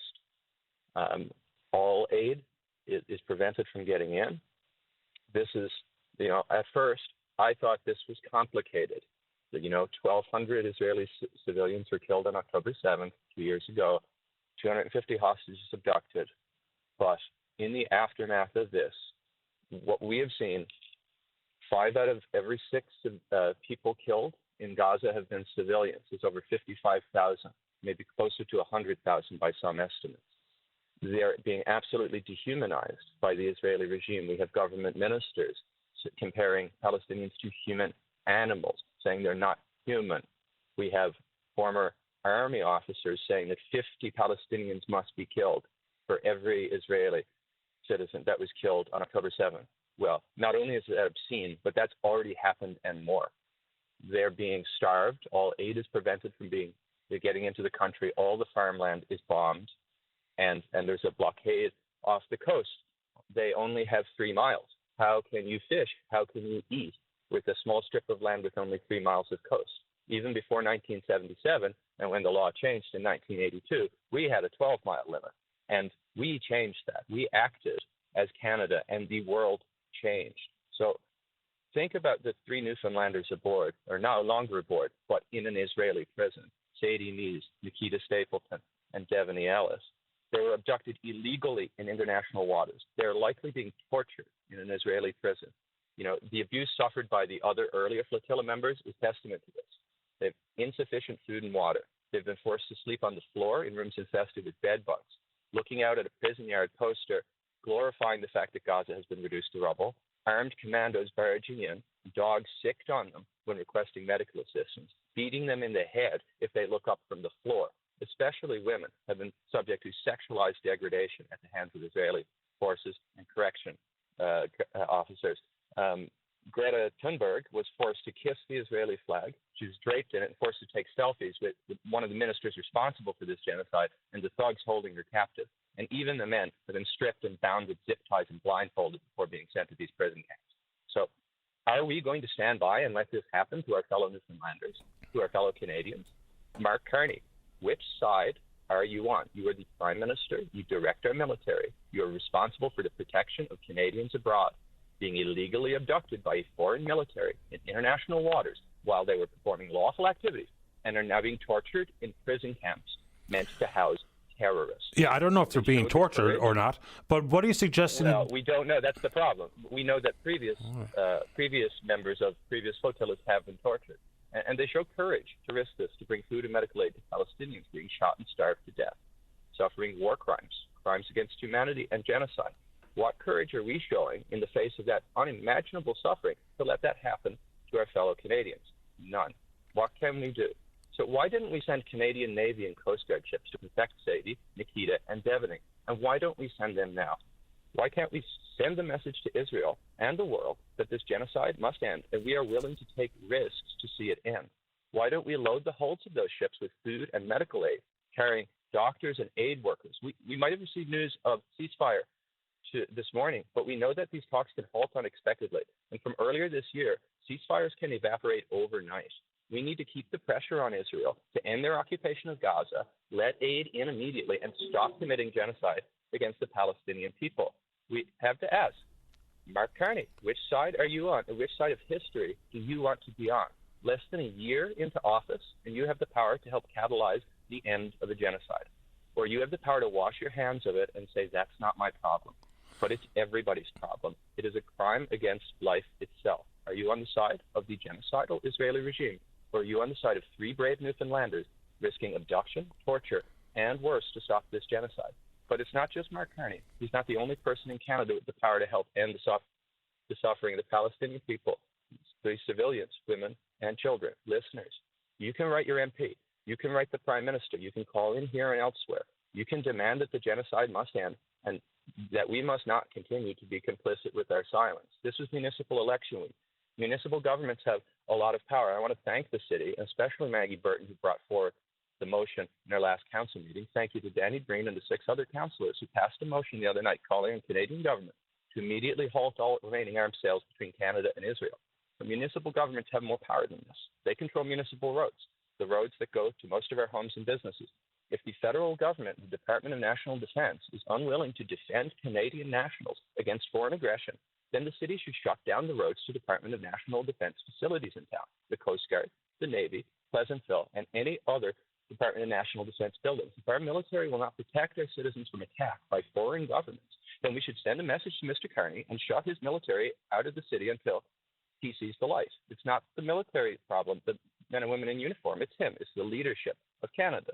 And similarly, Dave Aker and the council in Mount Pearl could shut down the roads to the Kraken plant. This is an underwater robotics company that sells to the Israeli Navy until they stop selling to the Israeli Ocean Forces. Their stock price has gone up over 500% in the past year and a half. It was $1 a share a year and a half ago, and it's $6.25 a share today. They can afford to lose a small slice of that business. It is not worth being complicit in genocide. Quick question. Individually, we may not be able to do much, but we can do what we can. We can break the silence. We can say the word. This is a genocide, and it is unfolding in real time. But it can be stopped in real time, too. You can call your MP, write your MP to Prime Minister, call into talk radio programs. Yes, Patty? I'm not trying to put words in your mouth. This is just coming in the form of a question. Were you suggesting that Canada intervene militarily? I'm suggesting that Canada send Canadian Navy and Coast Guard ships to protect Canadian citizens doing lawful things in international waters. They are being attacked by a foreign government. Yes, I know. I think we need to take risks. We need to take risks to end a genocide, and maybe it's worth the brinksmanship of seeing whether Israel will fire on Canadian ships. And I can tell you, if we send ships over there, they won't be only Canadian ships by the time they get to the coast of Gaza. I would imagine countries like Spain and possibly Ireland and others would be galvanized by such an action.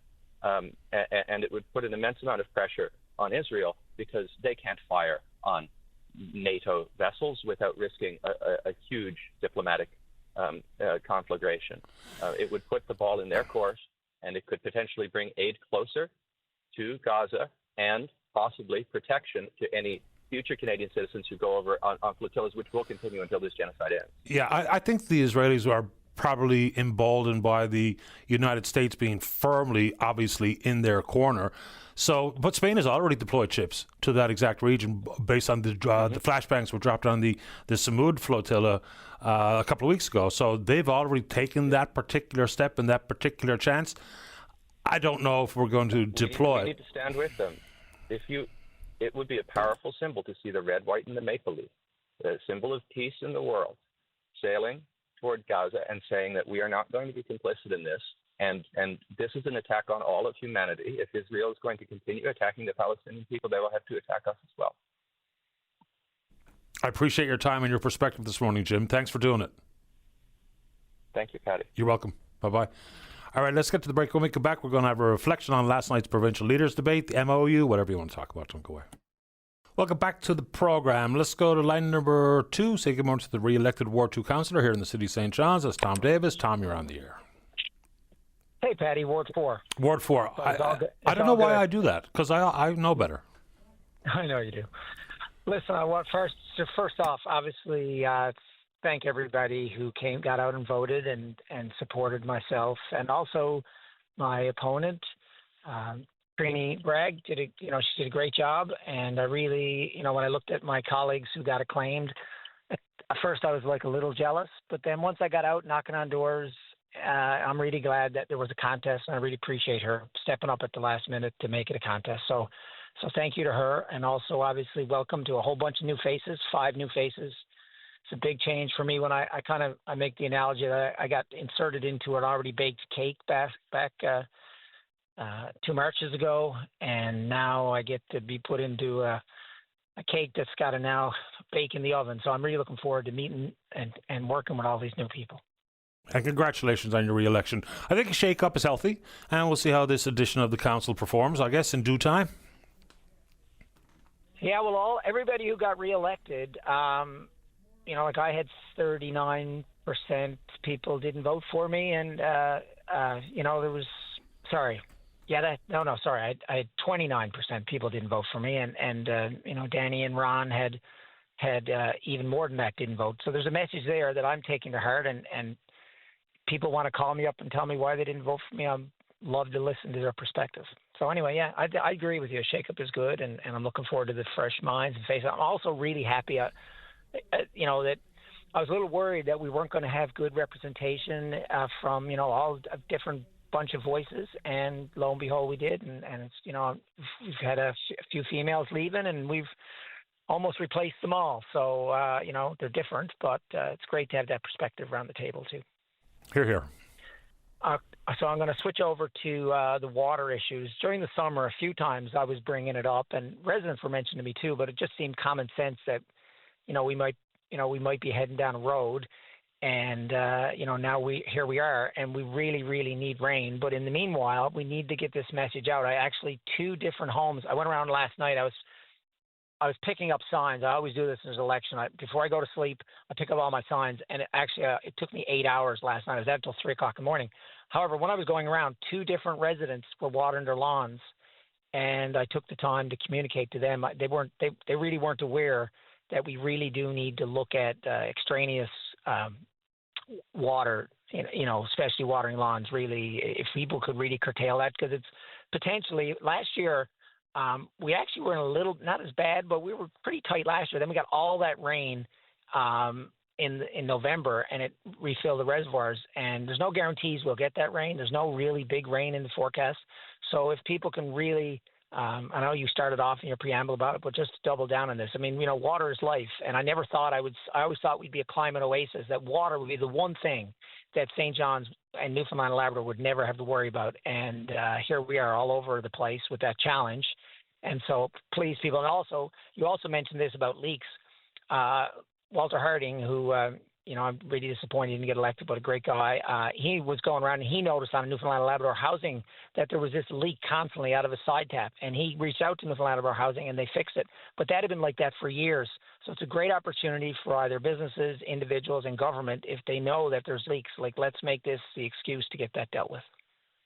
Fair enough. I mean, the issue regarding Newfoundland and Labrador housing, the number of units that are boarded up, and some of the ongoing maintenance or lack thereof issues, I'm not suggesting we add more people to the public service necessarily, but when we have a crunch on housing and a wait list of over 2,000 people trying to get into Newfoundland and Labrador housing, maybe more tradespeople on staff to keep these units in better repair, and some more responsible unit holders or owners or renters, whatever the case may be, it could be done a lot better. But here we are with just an extraordinary crunch in the housing world.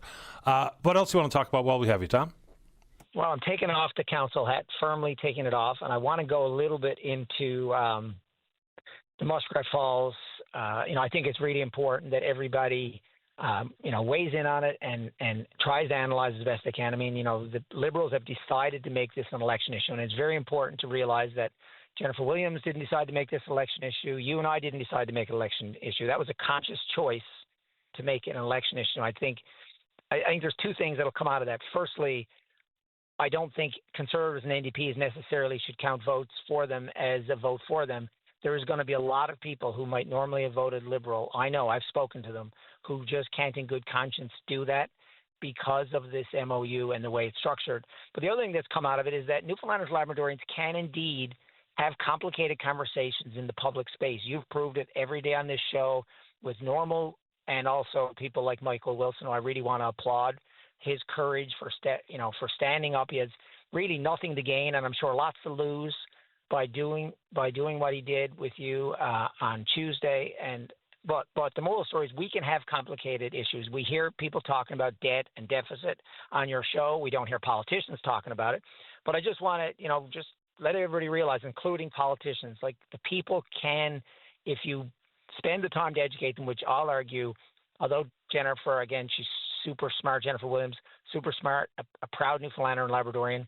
I will argue that although there's lots of information there, for whatever reason, there's confusion amongst really smart people like Michael Wilson. I mean, if you and I had all the money in the world and we wanted to go out and hire someone to give us advice, he'd be one of those people who we would hire. And to have an hour, 57 minutes of his guidance and wisdom and analysis on Tuesday is priceless. And the fact that the Premier has not entertained and hasn't called him to find out what the issues were says a lot about it. But I want to get into, my take on it, and I can go into a million different sides of it. But I want to focus on who are the primary beneficiaries. And I want to focus on the old Upper Churchill deal because a lot of times, and the expansion of the existing Upper Churchill. I'm going to stay away from Gull Island. Jennifer made some good points yesterday, and I'll let them sit where they are. But from the Upper Churchill point of view, who will be the primary beneficiaries? There will be some Newfoundland employees, some construction employees, short-term, and then a small number of permanent people. But one thing, I think we need to step back, and politicians need to realize this very firmly. Little Johnny and Jane, who are down in their parents' or grandparents' basement playing video games, are not going up to Labrador and working coal steel and pouring concrete. Up in the flies, up in the cold, up in the heat. They don't have the skills. They don't have the experience. So a lot of the people who are unemployed or underemployed are not leaving income support. They're not leaving stereotypical places, tourism places, and going to go work up in Labrador. So that's the first thing that people need to realize. Like, where are these tradespeople going to come from?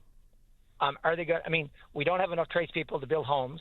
We don't have enough tradespeople to rebuild Conception Bay North. Will they come home? Maybe, but this is not like it's next door. You're still going to have to get on an airplane. You're still going to stay on a camp when they're building. So we don't want to over-romanticize the jobs that may or may not be given to Newfoundlanders and Labradorians. But at the same time, Tom, Trades NL, representing 14,000 skilled trades workers, say 70% of their workforce is under or unemployed. So obviously there's someone around to do the work.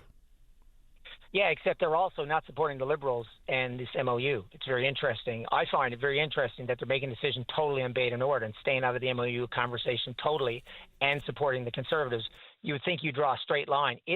And I understand why they don't want to wade into this, but what I said about working in Labrador, the flies, the temperatures, the remoteness of it is something that people need to weigh on. This jobs thing is the same thing. Jennifer Williams, by the way, should never utter the words jobs. She's not a politician. She should never say it.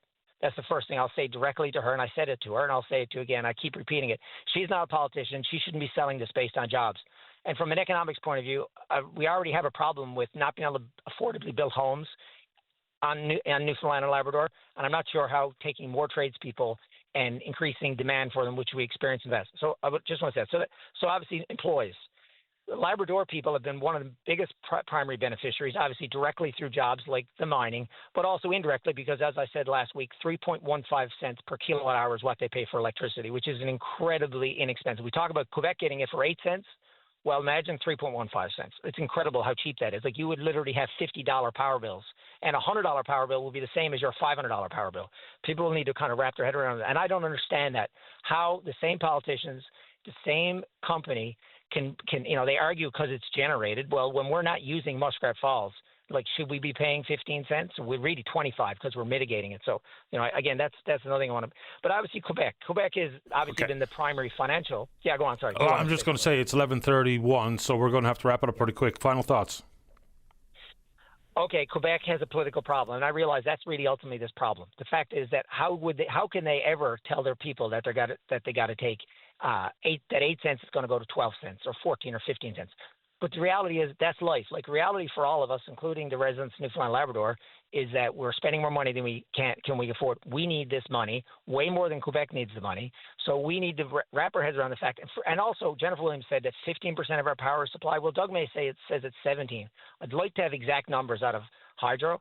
And anyway, so listen, I just thrown it out there. People got a big decision to make voting, and I really think the MOU is how people should make the decision. No blinders. Thank you. Appreciate your time. Thanks, Tom. Take care, everyone. Bye-bye. You too. Bye-bye. Tom Davis, Ward 4 councillor.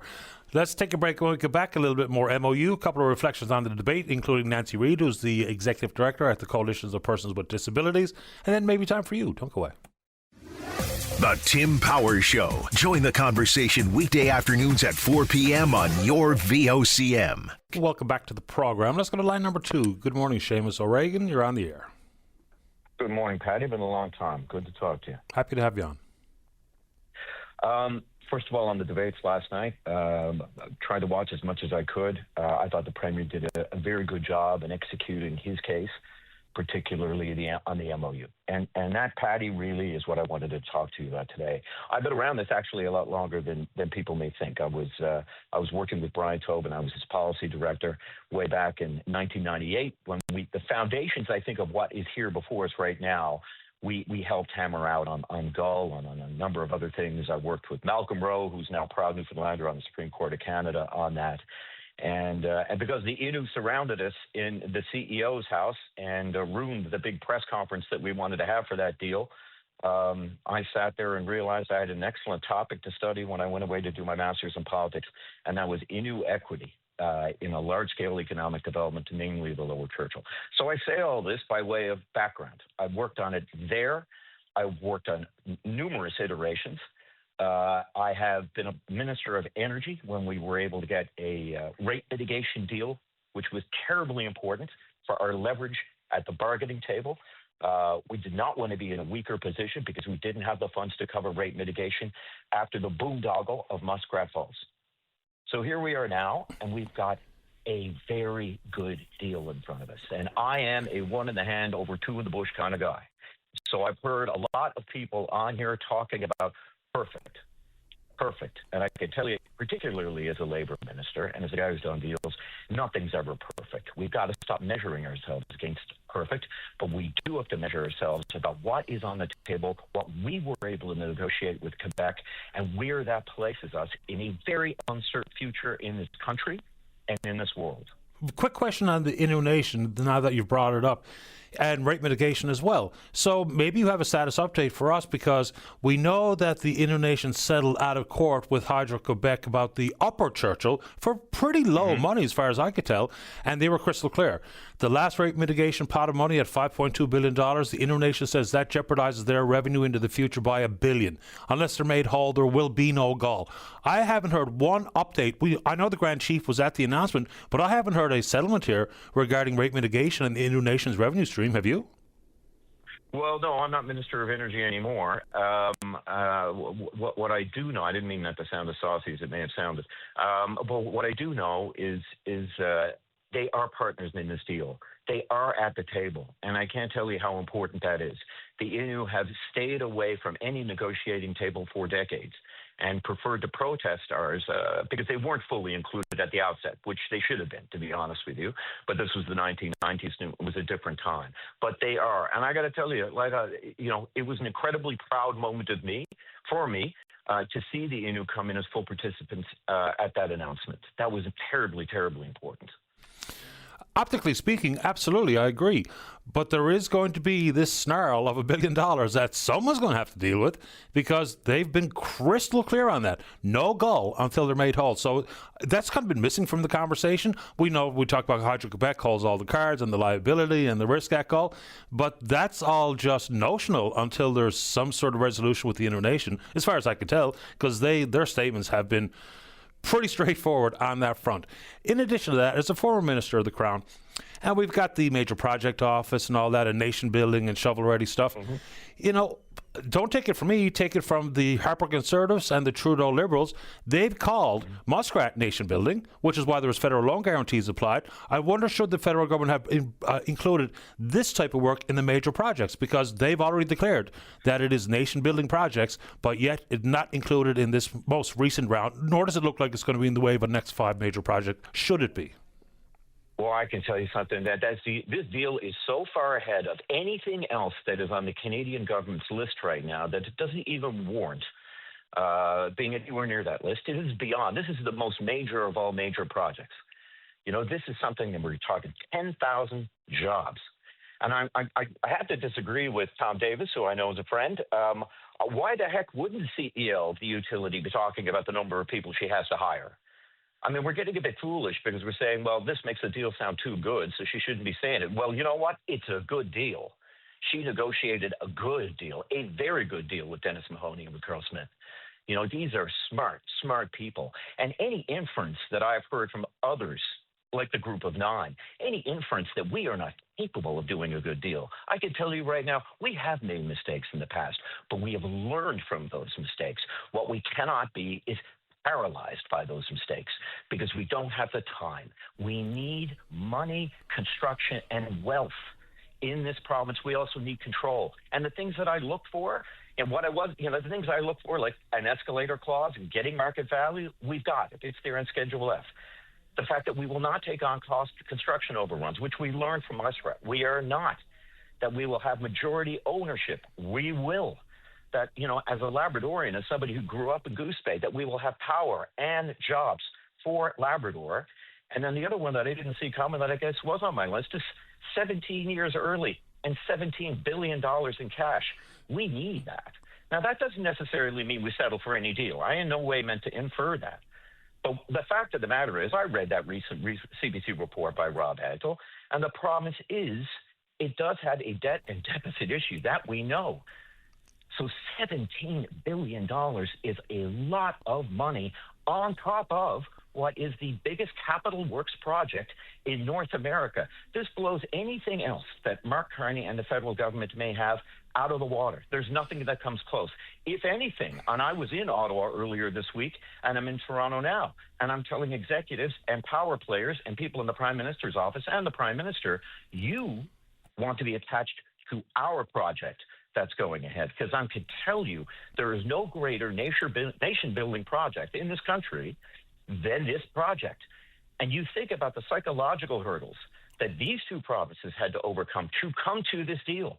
It is Herculean, to be honest with you. I'm amazed, but we did a good deal. It ticks off every box that I could put in front of it. Well, the deal was done based on need, not of altruism.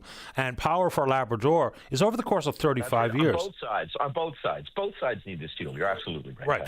Right. Just not to quibble, but with nation-building projects and support of the federal government, I mean, you say that this project is so much further along than the first five. Well, that's not necessarily true. We're talking about the phase 2 of LNG Canada out in Kitimat. I mean, that's been approved for a long time, so that's well down the road. No, I'm not saying that. No, I'm not saying that. I'm just saying that, look, yeah, they are further down the road. I understand that. But at this scale, there's nothing at this scale. There's nothing at this size or scale that's on that list. And still has the environmental assessment done and still has the deal done with the Labrador Renew. Nothing else has that. No, and I suppose we talk about price and cost and value, and then you also mentioned the generation of wealth. There'd be a lot of wealth generated primarily for the utilities. It remains to be seen how $17 billion, on average, $1 billion a year for 17 years, how that actually gets applied to the provincial government coffers and how it gets spent versus how it gets potentially squandered. And I'll tell you, because I'm a private citizen, so I can do this now. I mean, here are my thoughts on the matter, and I've expressed these very publicly. What worked very well when the Liberals had a surplus, in the late 1990s, and after all the cost cutting that occurred back then, when they got into surplus, they said 50% will go to continuing to pay down the debt, 25% will go to lower taxes, and 25% will go to new spending. I have made the argument that we should, first of all, with any surplus we would receive, and we would quickly start getting surpluses with this sort of cash coming in, retroactive to the signing of the deal, we could start spending. And I would say 50%, because we got some catching up to do in this country, 50% of that surplus should go to new hospitals, new roads, new schools, 25% to lower your taxes for affordability, and 25% to the future, to paying off our debt, and not getting rid of the future fund like I heard last night in the debate. With money, I don't know where they're getting it from anyway, but at least I know with John Hogan where he'll be getting the money. I have no idea where the other crowd are getting the money, and it irritates me to no end that we see people out there who either couldn't get a deal for us or got really bad deals for us, criticizing this deal for even trying. The last two surpluses in this province were spent on additional spending. That's it. That's the only place that money went. And for my money, look, if I had my druthers as a private citizen, 50% of the new monies, if and when this all happens, 50% of that money goes to the debt, 50% of it goes to controlling my rates. That's what I would suggest. Not healthcare, not roads, not anything, because we already spend like that. And you talk about the path to surplus. I'd like to know more about that thought, because this year the deficit is $626 million, which includes the 100% of the big tobacco settlement, plus we're borrowing $4.1 billion this year. So the path to surplus at an annual average of $1 billion a year, we're not even close. And this is where I think we should be having the debate. This is what I want to start talking about. What will we do with this money?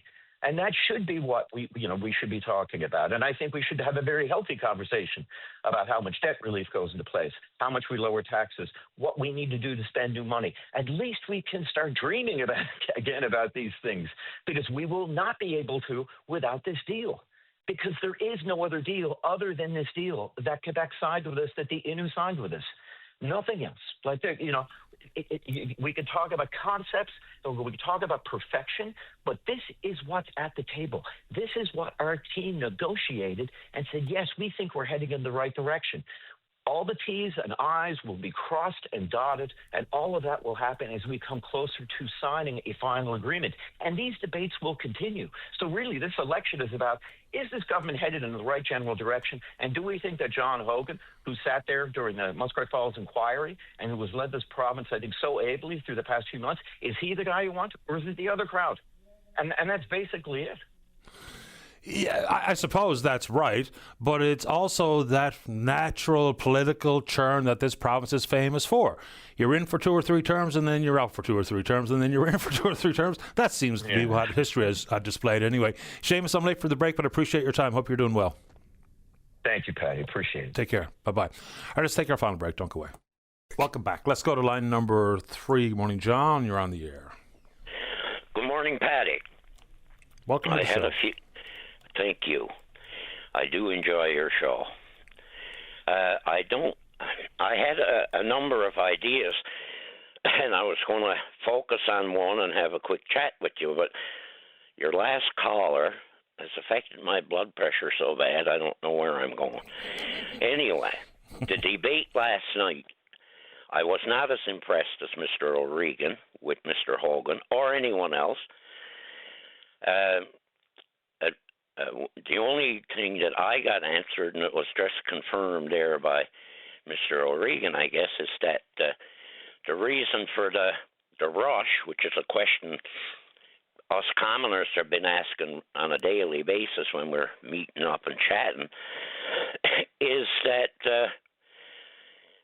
this is the only deal, so sign it for God's sake. That doesn't seem like a very strong bargaining point if that's the way the negotiations were looked at.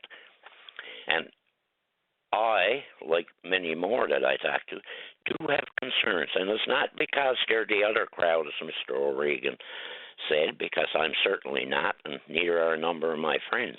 But we do have real concerns about the way this has been rushed through. The last time I heard Mr. O'Regan as excited about ending was regarding the wind energy project out here on the West Coast, when he gave our money to Mr. Risley, $120 million, because, they were in a rush. They had to get at this, and that was the exact words he used, or pretty near. Yeah. And, of course, nothing has happened with that sense, and I'd be surprised if we got our $120 million back. Well, that's a line of credit, and that is there's no opportunity for them to walk away from repayment, as far as I understand. That's how it was drawn up anyway. Insofar as rush goes, so, I mean, I don't know what the timeline should be, but I do know that the next April so-called deadline, which the Premier said we might blow through if required, and I'll believe that when I see it, but that is really a date put forward by Quebec. And that's all about the politics in Quebec. Legault and his coalition de Avenir are polling terribly. Like, if they had to go to the polls today, they might not win a single seat. So that's why I think that's why it's moving so quickly insofar as that April deadline, quote-unquote deadline. Yeah, and without a doubt that's true, but does that make for good, rational discussions and all the rest of it? And that's like talking about the referendum. Well, I really, to vote on a referendum, I think we all have to have, us commoners now, a clear understanding of what we'd be voting on. And if Mr. Wakeham or Mr. Hogan or anyone else can give us that, we don't need a referendum, because it's plain to everybody then. Otherwise, we're going to end up voting on, as Seamus just said, to, this side against that side, PC against Liberal and all this kind of crap, instead of common sense and actually knowing what exactly we're doing. I don't for a minute pretend to have the ability to understand the MOU. I've read it a few times. But I just, for my own very simplistic and probably meaningless process I went through, I took a number of articles, vehicle, boat, a few things like that I bought in 1970. And I priced them today. And using the same formula, I projected out what I would pay for them 50 years from now. And according to that, we would be maybe slightly better off than the original deal, and depending on how things go, maybe a little worse. Now, I know that that's meaningless to anyone but me, but it really gives me concerns about what we're doing. The $17 billion, is it not a fact, Patty? You know better than me. Isn't that recouped by Quebec down the road from future revenues? No, that's an argument that I've seen, but I've never seen anyone actually factually back that up. I mean, I guess we can notionally say that some of the revenue stream for Hydro-Quebec is part of $17 billion, but there's no formal loan and repayment schedule associated with that money. So No, I know. Yeah. But I think it may be something like the way the oil companies work and their royalties. Yes, they pay out royalties, but it's negotiated into what we get back down the road. Well, that's like everything. They used to, anyway. Yeah, I mean, you can put an accounting label on every facet of every negotiated contract ever. So some things get hidden or just refunneled or focused, which makes it look better or worse, depending on what side of the argument you're on, I suppose. Before we run out of time, John, go ahead and give us your last couple of thoughts. Well, what I had hoped to see for some time, years actually, but in particular, I've been waiting for one of the leaders at least to come out and tell us how we were going to stop kicking the can down the road when it comes to our finances. Because, but no, same old, we're spend with no indication of where that money might come from. The last time we were close to sailing on an upright ship was back with Clyde Wells, and I would point out to Seamus, don't take too much pride in being involved with Tobin when he came, because in no time flat he flushed all the good work that Wells had done and put us on the road we've been on ever since, which is beg, borrow, and steal. And we're messing with the futures of our children and grandchildren, and it's really, really concerning. I was hoping to see a few things, like maybe instead of $400 going to $700 to give a few people and stuff like this, go to the guaranteed minimum wage, which has proven to work. It can. It needs a lot of supports on the fringes of, but you're right. We just hit 12 o'clock on the dot. You've had the last words, John, but you're always welcome. Thank you. You're welcome. Bye-bye.